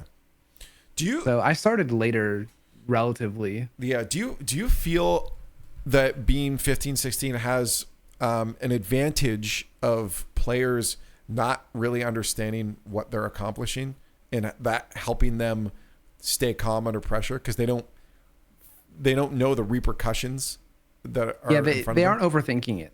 Yeah, I think they're doing it because they want to, because they enjoy it, and I feel like they get less nervous. They're competitive. Yeah, I think for a lot of younger players, it definitely is like that. Because I remember being like that. I mean, I remember being like 13, 14 playing SARP, and all I wanted to do was like be like the best players. I had this goal of like, oh, I want to be like so and so. I want to get in 1v1s with like so and so. I want to beat this person in a 1v1. It was like all personal accomplishment, personal goals. Didn't care what anyone else was doing. I was just trying to play matches. And whenever I got in a lobby with someone good, I was just in awe and like being a sponge, just downloading everything they were doing because I want to be like them. And eventually I got really good. And I would just play people. And at that point, I was like, oh, I just want to keep up this win streak. Like, how far can I go with this? Like, this is cool. This is cool. And looking back, I didn't realize like how good I got at SARP quickly. Right. To go from like just some random kid downloading the game to like top of like our 1v1 leaderboard in like 2 years. Yeah, you don't think about that growth. Largely just like Rocket League, as far as like the way skill progression worked. People were terrible at the beginning, and by the end of SARP, people were like, you step out of line for a corner boost, and somebody booms it full field into the corner, like boomer mode. People were just sniping corners left and right. They could do double touches like off of weird surfaces on non-standard maps. People actually had skill on non-standard maps with the bounces. Like people's reads in that game were actually still very good. Yeah, I still have yet to play SARP. It's not great to play. It doesn't feel great, honestly. Like Rocket League is definitely a better game feel wise. Which is funny because I heard during like the alpha and beta, people complained about it. It was too heavy. I mean, it's still in the alpha, the early alpha. It was too slow. The ball felt like it was a giant stone. It wouldn't go anywhere. And even then by beta, it was better, but it was an adjustment to like a slower pace of the ball. The cars still moved just as fast, and boost felt pretty good still, but it felt like 1.3 times boost back in SARP, and the ball was definitely capable of going twice as fast. It's so interesting because like changes like that can kill a community, right? But I somehow, and I don't think they made these changes. They made the changes because game design wise, they felt that it was going to be more accessible. I'm assuming more accessible to a wider audience, right? But it also had the, I'm going to assume, unintended side effect of creating more control for advanced mechanics, because you have the ability to really control air dribbles, get yourselves your flip reset, all that stuff that came later down the road. That wouldn't have been as possible given lighter, floatier physics to it. So it's interesting that in this case, a developer made a change that completely changed the game's feel, and it worked because as I said, like the opposite of like the Overwatch character balance. They balanced the physics, but it ended up making the game. I definitely made the game better. Yeah. Oh yeah. Like they knew what they were doing. It's undeniable at this point. But again, I don't know if they knew it was for that reason. I don't think they realized they increased the skill ceiling by doing that. I think they just did it because it was going to be easier for new players to play. They were trying to lower the skill floor, but it ended up widening the whole thing. And I don't know what happened with flip resets, because those didn't exist at the beginning of the game. Yeah. I don't know if you know which patch. So whenever they released I don't know Tokyo flip resets, but I do know your flip timer. So ceiling shots technically were they were technically possible as early as with the Neo Tokyo update. It was Neo Tokyo. That's when because you could drive up the ramp and then suddenly you just like had your flip the whole time. You're like, what is this? And so in play testing they didn't, and people are like, where's our flip? Because like players, because they never jumped. Yeah, they're like, I should be able to flip. So that's why they added that. Is because of the play. That's why play. And that cascaded into one of the most important mechanics in the whole game. Yeah, I mean, it is the core part of our esport. It's like having a reset, not having a reset. Yep. Like it's so unique to Rocket League. Because it's car soccer, but like being able to flip the car in the air. You turn flips into a resource at that. It's not just boost that's the resource anymore. Flips become a resource that you can acquire at different points. And you don't even need boost anymore if you can multi reset. You can have 5 boost, and as long as you can get the ball to the ceiling, and you can you see freestylers do it all the time. It's only a matter of time before pros, like someone goes 5 boost off their backboard, and you're like, oh, I better go to net. He's gonna 6 reset musty it all the way over. Double reset. Right. Dude has no boost, but it doesn't matter. He's going. Yeah. Yeah, that's wild. It's amazing how you can just get across the field with no boost. That's stupid. Yeah, so I mean, maybe they'll add something on accident, or a game mode will make people realize there's a different way to think about it. Kind of like the evolution Heatseeker has had. I don't know if you've seen how good people are at like Heatseeker now because they implemented it in private matches. Yep. But the reads are completely different. On my, I'm gonna plug it, but on my Twitch channel, I stream every single day. By the way, guys, if you want to get there, and Tuesdays I do Tourney Tuesday. We do wild and weird, just wacky mutators and stuff, just to get away from the ranked grind. And yeah, we do Heatseeker sometimes, and I'll get people coming in the chat just being like, "Ooh, I love Heatseeker." Like people, there's just like a dedicated core audience to Heatseeker. Yeah, I think there's like one day there's going to be something to learn from Heatseeker that you can probably go to the base game with. Like the reads because the ball's curving, it's way different in the base game. Right. But there's so many things that look natural in the base game. You just have to go to different spots in the field. Like the way they do double touches is way different, but it's harder than regular Rocket League. Because the curve. Right. And like the angles are way crazier. It's just they're happening to like get these angled touches on their second and like third double touch so far away from the net because the ball will eventually try to go in. So like there are certain approaches that I never really thought about going for that I'm like, oh yeah, you can definitely do this. That's why like the skim touches off like sidewalls and your own backboard are really popular. People just didn't think you could generate power with a ball going the wrong way. Right. It just turns out it's like 3 pixels of leeway. Yeah. But you can do it. And that's all people really need to know in Rocket League is like, is it possible? Yes. Okay, well, I'm going to try. I'll try 100 times. Yeah. But as long as you tell me there's a chance, I will try. I feel like there won't be any changes probably significantly mechanics wise until like an accidental one appears in like a UE5 thing. Because like, I mean, imagine someone finds this pixel perfect thing that if you boost 3 inches from the ground on the front corner of this hitbox of your car, you suddenly bounce to the ceiling. Right. You get like a super pinch or like a super but with pogo with your own car, or something. Right, something weird. And I don't think we'll see it until we get that switch, because like right now, people experiment so much with those weird things that I feel like a lot of those would be. I mean, the biggest change in mechanics recently, the only 2 I can think of have been chain dash, and then also your the like Zen's air roll like all the on the L2, but that's a control scheme thing, not a game mechanic thing. Really. And I honestly think the bigger strength for him is being able to like pinch it with the ceiling and have that be part of his like play. Right, yeah, because he can pinch it softly and follow it up with a jump, or he can pinch it really hard if you leave backboard open.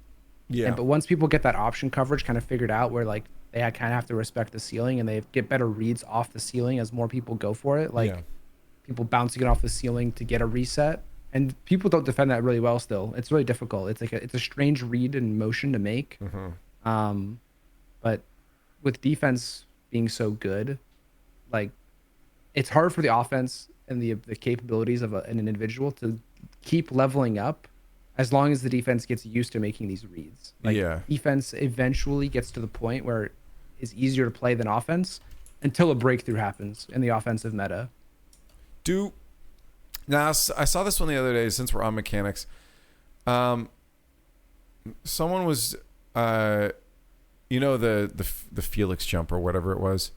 Felix jump. The feet licking jump. Someone was practicing it. And let me find it. Someone was practicing it recently and said that, how do I get like newer things?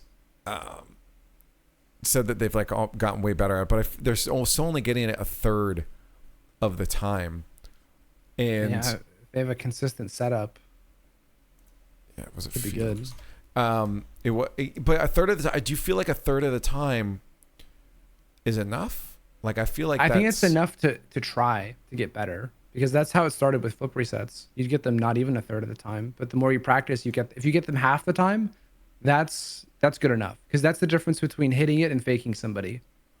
And if they know you can do it once, they're going to be second guessing themselves. And that's the whole benefit of that type of that jump. It's to have a reset. Right. It doesn't look like you got one. So it's like a masked reset. That's And also if you catch someone off guard even one time with the reset, they're going to have to think about it. the other problem though is you don't know if you have it. And that's something people have asked. Not Do you always. want a flip indicator? No, I think that makes the game way too easy to read. Oftentimes, I feel like 90% of the time, a good player knows if they got a reset. Although you still hear good players go like, "What? I didn't get a reset there," because everything looks correct, and I don't know what causes it, but there's got to be some server stuff or some physics thing that happens. Yeah. Where you are a few pixels off, and the timing doesn't line up. Yeah. But good players still get scammed out of resets occasionally, but most players know on both ends if you have a reset or not. And that's why I said too, is like it almost like mistakes are what make these things, right? Like, I mean, if there is no risk in it, it's like if I go for a flip reset, it's not 100% at this point. It's like 98% guaranteed that you're getting it, but it's not 100%. And that risk is part of the payoff that you're willing to trade for. Of like, if I get this though, this is really strong for me in this position, but there is that 2% chance I don't get this. I flop to the ground. And it might still work because they get faked out, but you might be like, "Oh, I didn't get because I did this the other day. Like I didn't get a reset."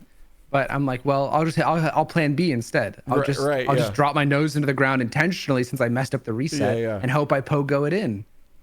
And I actually scored a really nice goal the other day because of that. It was just in casual with some friends, but they were like, "Did you mean to do that?" I'm like, well, yes and no. So yeah, I meant to fix the problem, but the problem was not intended. Yeah, exactly. It was a quick improv. Yeah. I didn't intend to break the water main, but I did duct tape it afterwards. is what it is. So the risk is important. I just wondered about this Felix jump thing being too risky, like such a low percent play. Because like, what in your mind, what percent does a play need to be before you start attempting it? Like, I'm assuming over 50%. Before actually attempting it, I mean, that would be nice. You also have to consider the opportunity cost of the play. Like with a flip reset, the opportunity cost is you just stop air dribbling and you go for a low 50, right? Like you get a flip reset. If you fail it, you can actually just let go of your boost and go back to air rolling and you still get the 50-50. There's actually very low opportunity cost as long as you have aerial car control and missing a flip reset. Because like you're going to give up on a double touch if you see the backboard's covered, or like you're going to give up on an air dribble if you see someone pre-jump you. You're going to have to adjust your path. So you might as well go for a reset anyway.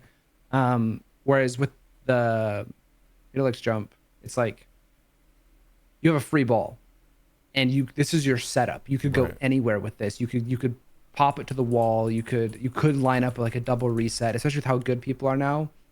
The options you have are so big, and that's what you choose to go for, something that difficult. It makes it difficult for people to want to risk that setup when there's just something far more consistent that they've been doing 100 times. People just aren't going to want to practice it. The opportunity cost is there. I just can't find this thing because I want to show you. Going for one, I did like a custom trainer off the wall because there was a weird setup you could do where you get it off the wall, I think.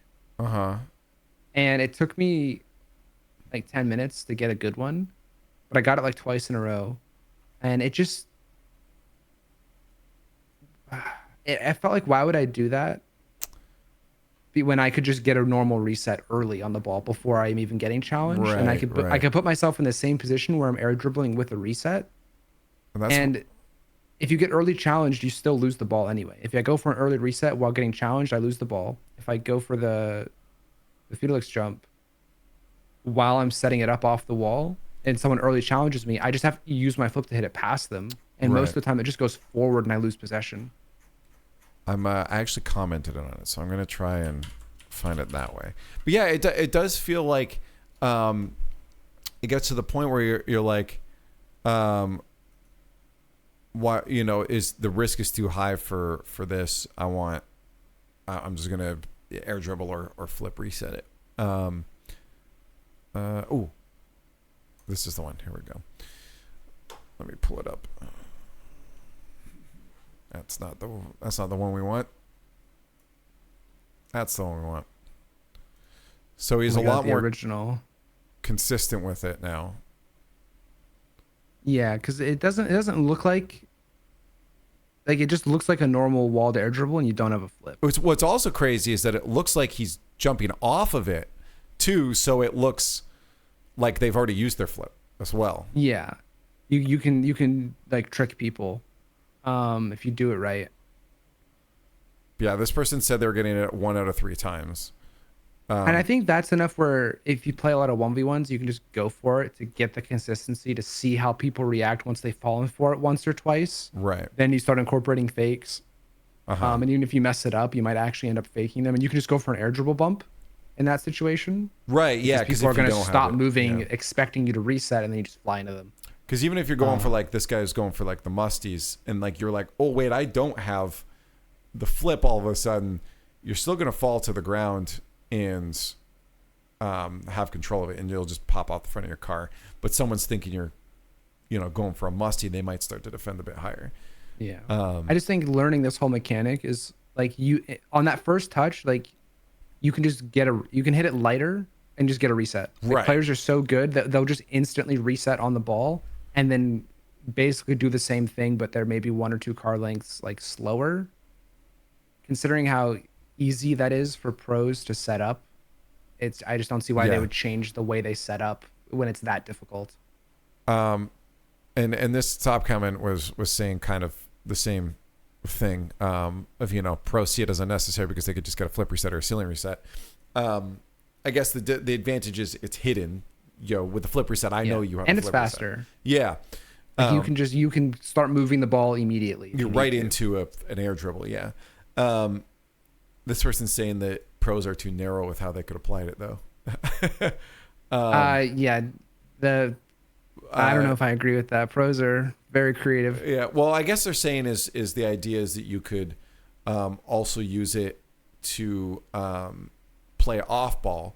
No, imagine you're not going up the wall with the ball, but you want to jump off. You just want to challenge and have a flip. You have a flip, say if your teammate wants to pass it crossfield. Or you want to go bump someone in the air, but you're still forced to go off the wall to do this, right? Which but before you were just position. forced off the ceiling. Yeah. I actually think it's bait to challenge like that because actually being forced to go off the ceiling is good because your challenge angle forces you down back to the ground sooner. Because when you flip in the air, your momentum is conserved. So if you're challenging as you go up towards the ball, towards the ceiling, and then flip, you're just going to end up on the other side of the pitch for like 3-4 seconds. You're just going to float for so long. Whereas the people that challenge off the ceiling, they're going down really hard and they flip into the ball. It's a 50-50 and they end up landing somewhere in midfield and they can actually get back. Mm-hmm. So it's a huge risk to jump off the wall like that with your flip in pro play. Like people just don't dive for challenges like that. They'll force it over them and then somebody goes backboard. That's like 95% of aerial defense. Yeah.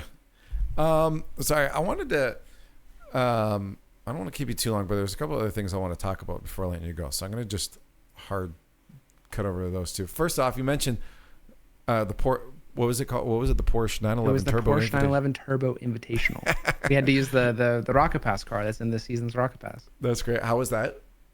That was really fun. The new car is great because it's Dominus hitbox. I think Jazer put a tweet out like outlining the hitboxes, and he's like, it kind of looks like it would fit Breakout more. But the trick is to use the Tier 35 RLE version. Okay. And you put a topper on it, like sunglasses, which are my favorite on a Dominus hitbox, or like a halo. Immediately feels like Dominus. Yeah. I love the Dominus, so it was good. And then I had Magic Bear as a teammate, and he's insanely good. Yeah, about that. Your team name? Yeah, Bear and Mountain.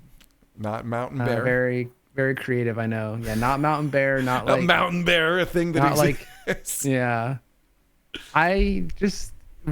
Everybody's names in that tournament were honestly terrible. That's true. I'm not gonna lie, they were not Forcanacity great. was not too bad.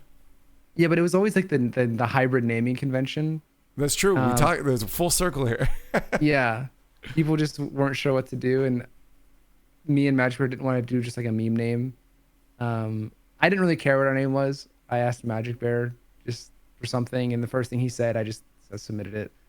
But so we can blame him for the not saying I am Mountain fully Bear. throwing him under the bus right good. now, basically. Everybody go at Magic Bear on Twitter. Why? He probably already did. Yeah, that. Okay, see, I also think Musty RC was so close to being a great name of Musty Arse.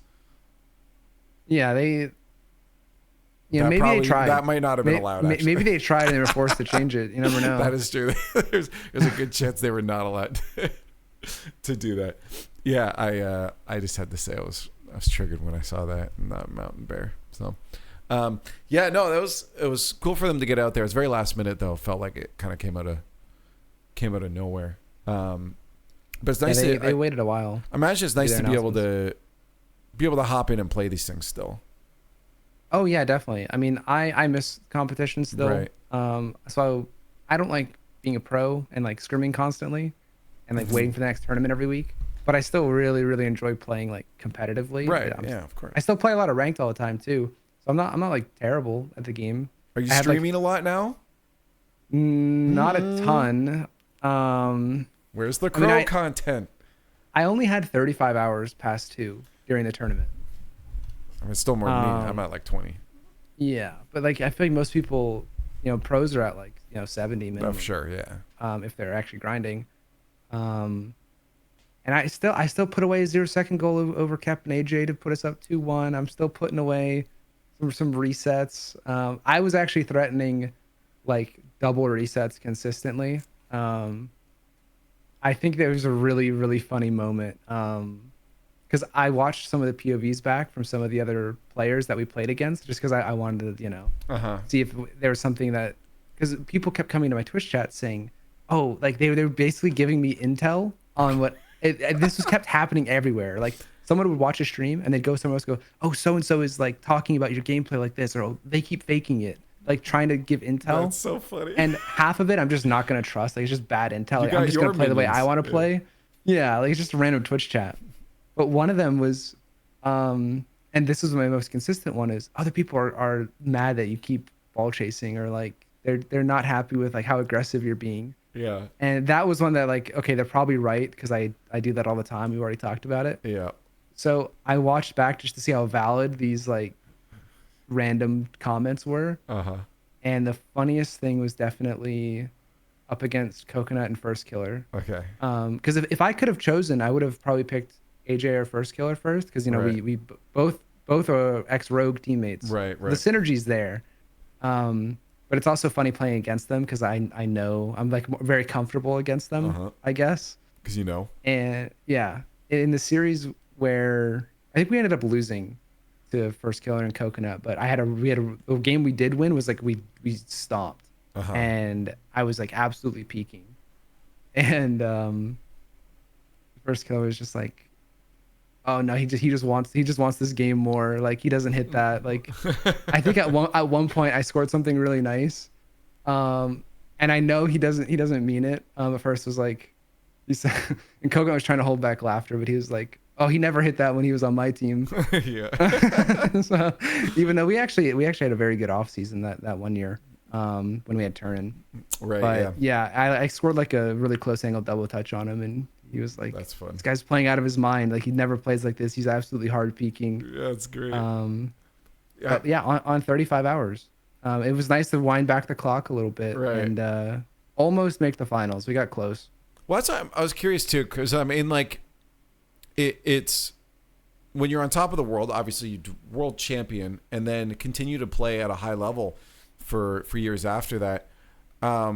Does it, like, mentally, how did you feel? I mean, having to bring that back down and say, okay, well, the era of that is over. Obviously, you're still involved in the scene, but the era of playing professionally is over. Because I imagine that would hit me pretty hard. Yeah, I think I realized way too late that I needed to move on from playing. I think I retired way too late. Um, I think Yeah, but it's it hard was to know really that, right? right. Yeah, but it was. I spent almost all of my career after season one feeling like I wasn't enough Okay. because I couldn't live up to myself. Right. I had won the first one, even though we were kind of the underdogs, but I started off the best player, undisputed. Right.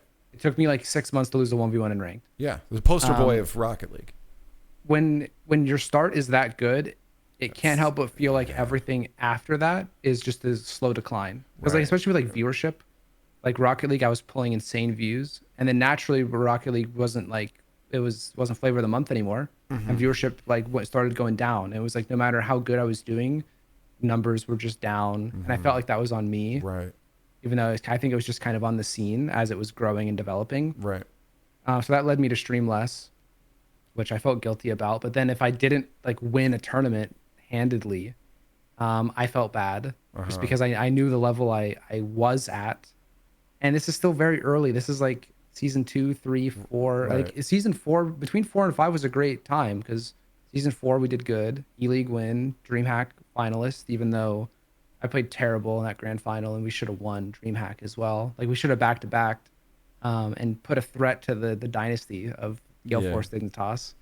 But I just that was like the one shining light in my career between like retiring and season one. It was Right. like that small era and like end of 2018, beginning of 2019, and maybe making season 7 and getting top 4. Right. Outside of those two moments, it was like permanently I just did not feel good enough. That's And I hard. could not live up to myself.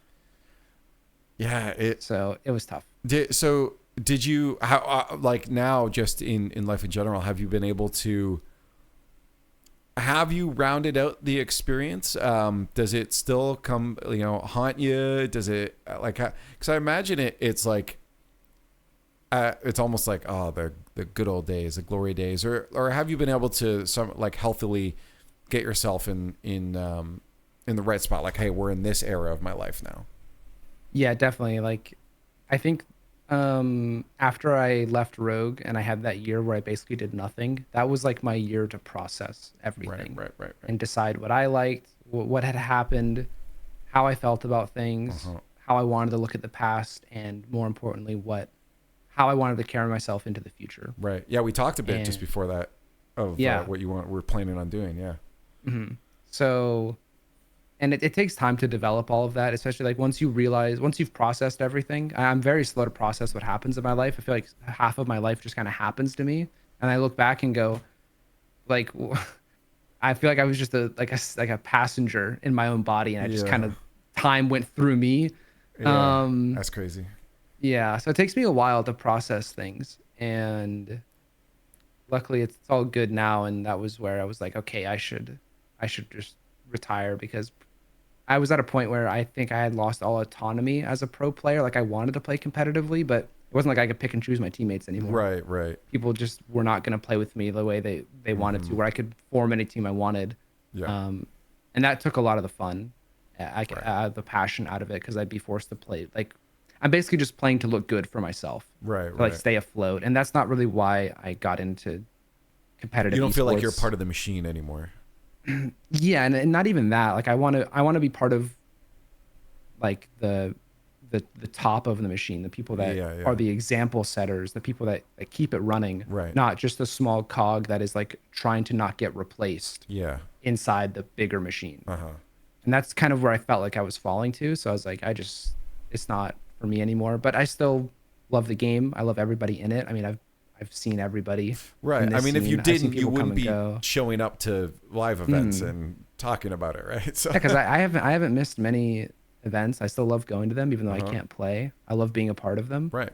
I always want to be part of more stuff. So this community, this game is always very, very close to me. But the Right. competitive side of me, it exists, but I just don't want to have to go through what I went through all the time. Like I can handle it in bursts now. Right. I could probably play like, one if I had to play like pro.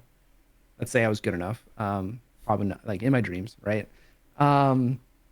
I could probably do like one split, and then I would like hate it after like 3 regionals. Okay. I'd do like, not even make a major, just do 3 regionals. I'd probably be burned out. Is that is that just because of where you are as a person mentally, or is that because does any of it come from like resentment of like it reminds you too much of like everything you like your mental space when you were trying to catch up to yourself and your successes? I think I'm just too hard on myself, and I've realized that. So I've had to like forgive myself for being overly negative about results. And I definitely don't think I'd make the same mistake again, but it would be easy to become overly self-critical if I spent too much time. Like if I were to like unretire and like try to get on a pro team for a full year, I feel like after that year ends, I'd look back and go, man, I'm miserable. And I don't want to end up on like that slippery slope. I guess it's much easier to be on like the content side, and like I think coaching would actually be a good balance because I don't have to play, but I can still be like injected into that competitiveness, but it's not like it's on me to actually win the game on the pitch. Right. Yeah. So I can enjoy it, and I can be there for the ups and downs, the wins and losses. That's part of like competition, and I'm okay with that. But at the end of the day, I can still disconnect and go, yeah, well, it wasn't me that missed the open net. Yeah. Like, I can totally have that part of the blame shifted naturally because I've heard that's almost more stressful being a coach though, because you don't have control over it. Yeah, and that's a good sign that we have coaches that care about the game, that care about their team, that they're invested in their team winning. And it's everything I'm saying is nothing against like coaches. Like there are so many great coaches that could honestly be decent players still in their own right. Right. They're just as much a part of the team. Hey, but I think for me personally, scored a goal. True. On land. He actually owned a Vatira. It's still possible. That's what you gotta do. Get yourself in as a coach so you can sub in every once in a while. If I can sub in, hey, that'd be great. I feel like I'd still make an okay sub. Yeah, definitely. Sub. I mean, like, yeah, there's there's some coaches where you're like, we're not putting them in ever. You're definitely a viable option. Yeah, but it would be fun. On that, I want to ask about the content and then let you go here. Content. What's your goal now for the next little bit? What are you doing? Because that's why I asked about the streams. Where are the streams? Get those streams out there. What's the content grind for you? Yeah, so I'm in the middle of moving right now. I've been in this like space for like a long time. And I've realized I'm more likely to do content when I feel better personally. Right. And so I'm moving to a place that's way closer to my friends, and the environment's just better. Okay. There's more to do. So I'll be actually excited to just be around, out doing things. I'll be on a good schedule. So I'll actually feel like when I get home or when I wake up, like, oh yeah, like I actually want to just play ranked. But I feel like that's all my content is it's related to the high level stuff. Yeah. I'm not like a creative person, and I have like a creative like segment of Rocket League, kind of like Leftimir he'll always have his workshop stuff. If he thinks of something random, he can do it. I think it's up to me to get better at like editing. That way I can turn the high level gameplay into something that has a bit more of my personality in it. And I was really surprised. The video I uploaded, it was just ranked commentary. It was right before the end of the season. It did like way better than it should have, according to YouTube stats. And because I haven't uploaded to YouTube in like a year, and that video, like I was expecting to get like no more than 5,000 views, and it got like 35,000 in like the first week. Wow. Yeah, it was like 85% better than it should have been. So YouTube algorithm picked it up, and it was very, very fortunate too, because it had my Gamers 8 sponsorship thing in it as well. So that was very nice that I overperformed for that. Good looks there. Yeah. But it was motivating to maybe do more stuff like that, and really, I think I want to try to get better at actually editing my own stuff. All right. Because I watch a lot of edited content for other games, and I feel like it's very adaptable. It's all just personality and making jokes. Part of the editing is a part of the personality of it too. So yeah, I want to get better at that, but I still feel like my gameplay is It's just all about being in the high level lobbies and Yeah. playing in the high level games. I mean, There's not a ton of creativity there. it's a big thing. I'm not making Lethamyr workshops either. And that's why I said when it comes to content, I have to realize what do I do well? And that it takes a lot of introspection to be able to find that. Because first off, you have to find all the things you're not good at, admit that. Then you're really down on yourself. So complimenting yourself on something is really hard to do. And I realized, you know what? I like talking to people. And that's why I did this. I'm like, let's sit down, I'll hit record, and we'll see what happens. And I think accepting, hey, well, I'm still a good player. In the grand scheme of things, I'm a good player. Let's make content that most people can't do themselves. And I think that's totally fine to be doing that, whether you want to do more or not. I think that's fine as a baseline to be doing that. And then if you come up with ideas, branch out from there. But I think you should be happy and okay with doing what you're doing. Yeah, I think I could make Rocket League work. I think if I did branch out, I do have a very wide taste in entertainment and gaming. Right. It's a massive hobby of mine. It's not just like I was good at Rocket League and like in all of my free time I go like camping in the woods by myself and like I love hiking. I'm an outdoorsy person. No, I close Rocket League. I open a different game. Like my Steam library is disgusting. Like that's all I do. I'm a gamer to my core, and I was in school for game design, so it's a true passion of like I pay attention to the way a game is structured, and I like games that have complex systems. And right. I can totally nerd out about so many other games I have thousands and thousands of hours in. Yeah, I watch so much YouTube on people talking about game design philosophies and all that stuff. So there's so many amazing I think it's GDC. The Game Developer Conference, where famous game devs from large game companies will explain how like their thought process was in developing certain systems, and they're like hour-long talks. Yep. And I love watching those because you just get so much insight. They did Rocket League at one point, yeah. That one's a great watch. Yeah. But I feel like if I branched out, it would probably be into like variety. Like I think I'm a varied gamer. And I just have to work on having a bit more of a varied personality. And if I can branch out from Rocket League to just anything, that's like the dream. It's just dangerous to do that if you don't have like a following that are just going to be there and they're going to click on your video and click on your stream just because it's you, not because they want to see high level gameplay. And this is why I started separate YouTube channels that don't have my branding at all, because I felt restricted, and I felt like when my videos didn't do well, it was an attack on my personal character. Because like, oh, the people that said they like me aren't watching my stuff. So I shifted my focus to just making the best content I can. And that started helping me feel a lot more creative as well. I just make the thing I care about making, and that don't worry about it being me, just make it. And taking my name off of it actually really helped. Yeah. I think a lot of people get confused when they're like, oh yeah, I'll watch whatever you do, but they like the Rocket League you, right? Yeah. And that's a big thing for our community is people are like Rocket League person. The moment it's not Rocket League, they just like they don't relate anymore. All of a sudden they're like, oh, I suddenly don't like this person because what they're saying doesn't mean anything to me. Yeah. That's where like maybe, and I've talked about some of my community members about this, and they were like, oh yeah, you should do it because some of them are just dying just to like hang out and chat. And my Discord's gotten a lot more active with like my regular community members where I'll just hang out in VC with them. And I used to never do that ever. Right. So people are genuinely interested in just hanging out and chatting and just being around. I started doing that a bit more too. Yeah, it's really refreshing, and it makes me think maybe I'll start like a second channel, like a second Twitch channel. Do it. And just that's the channel YouTube, where no Rocket League happens, and maybe even YouTube, right? Yeah. If I can get better at editing quickly and like video turnover rate, right? Because right now my turnover rate's like once a year.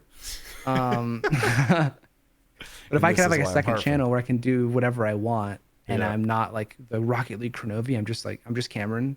Yeah. Because my personality is a little different when I'm like streaming and I'm doing Rocket League. Like I noticeably and not always intentionally change the way I act and the way I talk. Right. And like the focus of my conversation is way different. And I'm definitely way more PG when I'm streaming Rocket League. Yeah.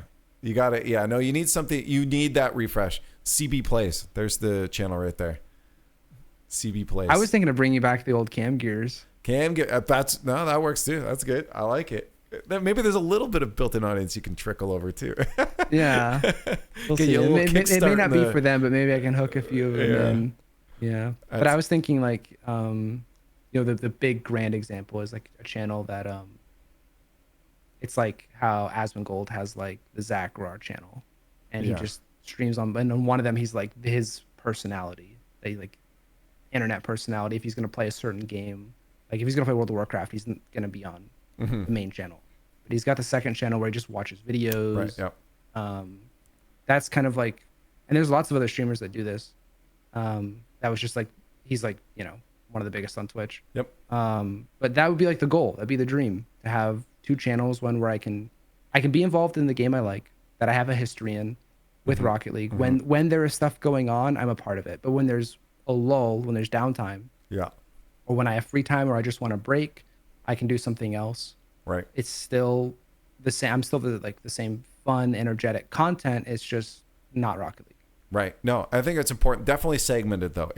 That's the mistake some people used to make, is they put everything on one, and it doesn't work. People stop clicking. It's clashing audiences. Yeah. You need to segment those things. They have to be segregated. And you have to find that niche. What is this thing?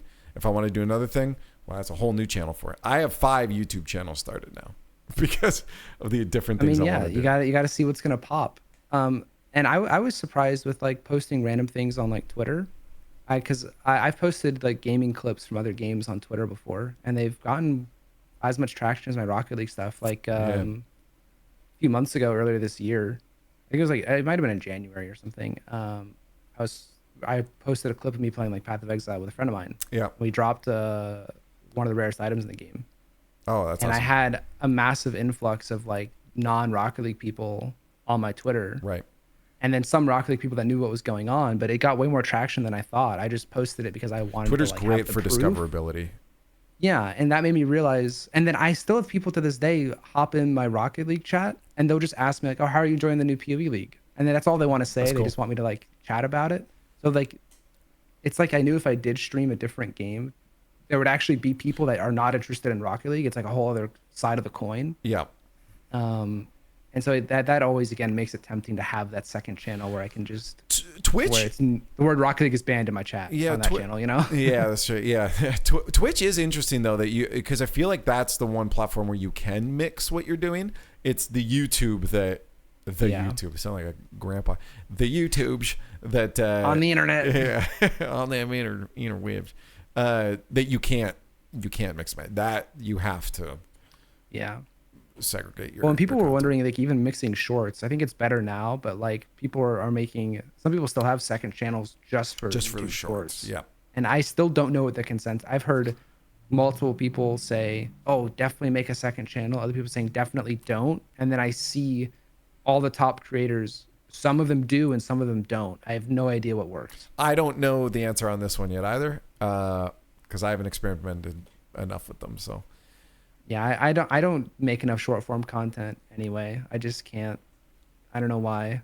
I think of good ideas and then I forget about it. It's hard with Rocket League too, like because you have to put together a separate script essentially, unless you've had a good 1 minute moment or 2 minute moment you can cut down, but then you're also doing extra editing. Like it's an extra video you're making to put out there. Yeah, like the most recent TikTok I posted was just like a ranked moment that was like 1 in 100. That doesn't like never happens. Yeah. And all I did was like chop it up and add like a sound effect and like some text to speech from the chat. Yeah. And it wasn't that hard to edit, but that moment is rare. I can't like on command make those happen. Right. But it's not consistent content. Yeah. It performed well on TikTok. It's hard. Hey, well, if you have questions about editing, feel free to hit me up. Definitely. Yeah. I've got a lot of experience over the past couple of years editing stuff now. I can show you what I've been doing too and give you some tips and tricks. I like talking editing. It's really fun.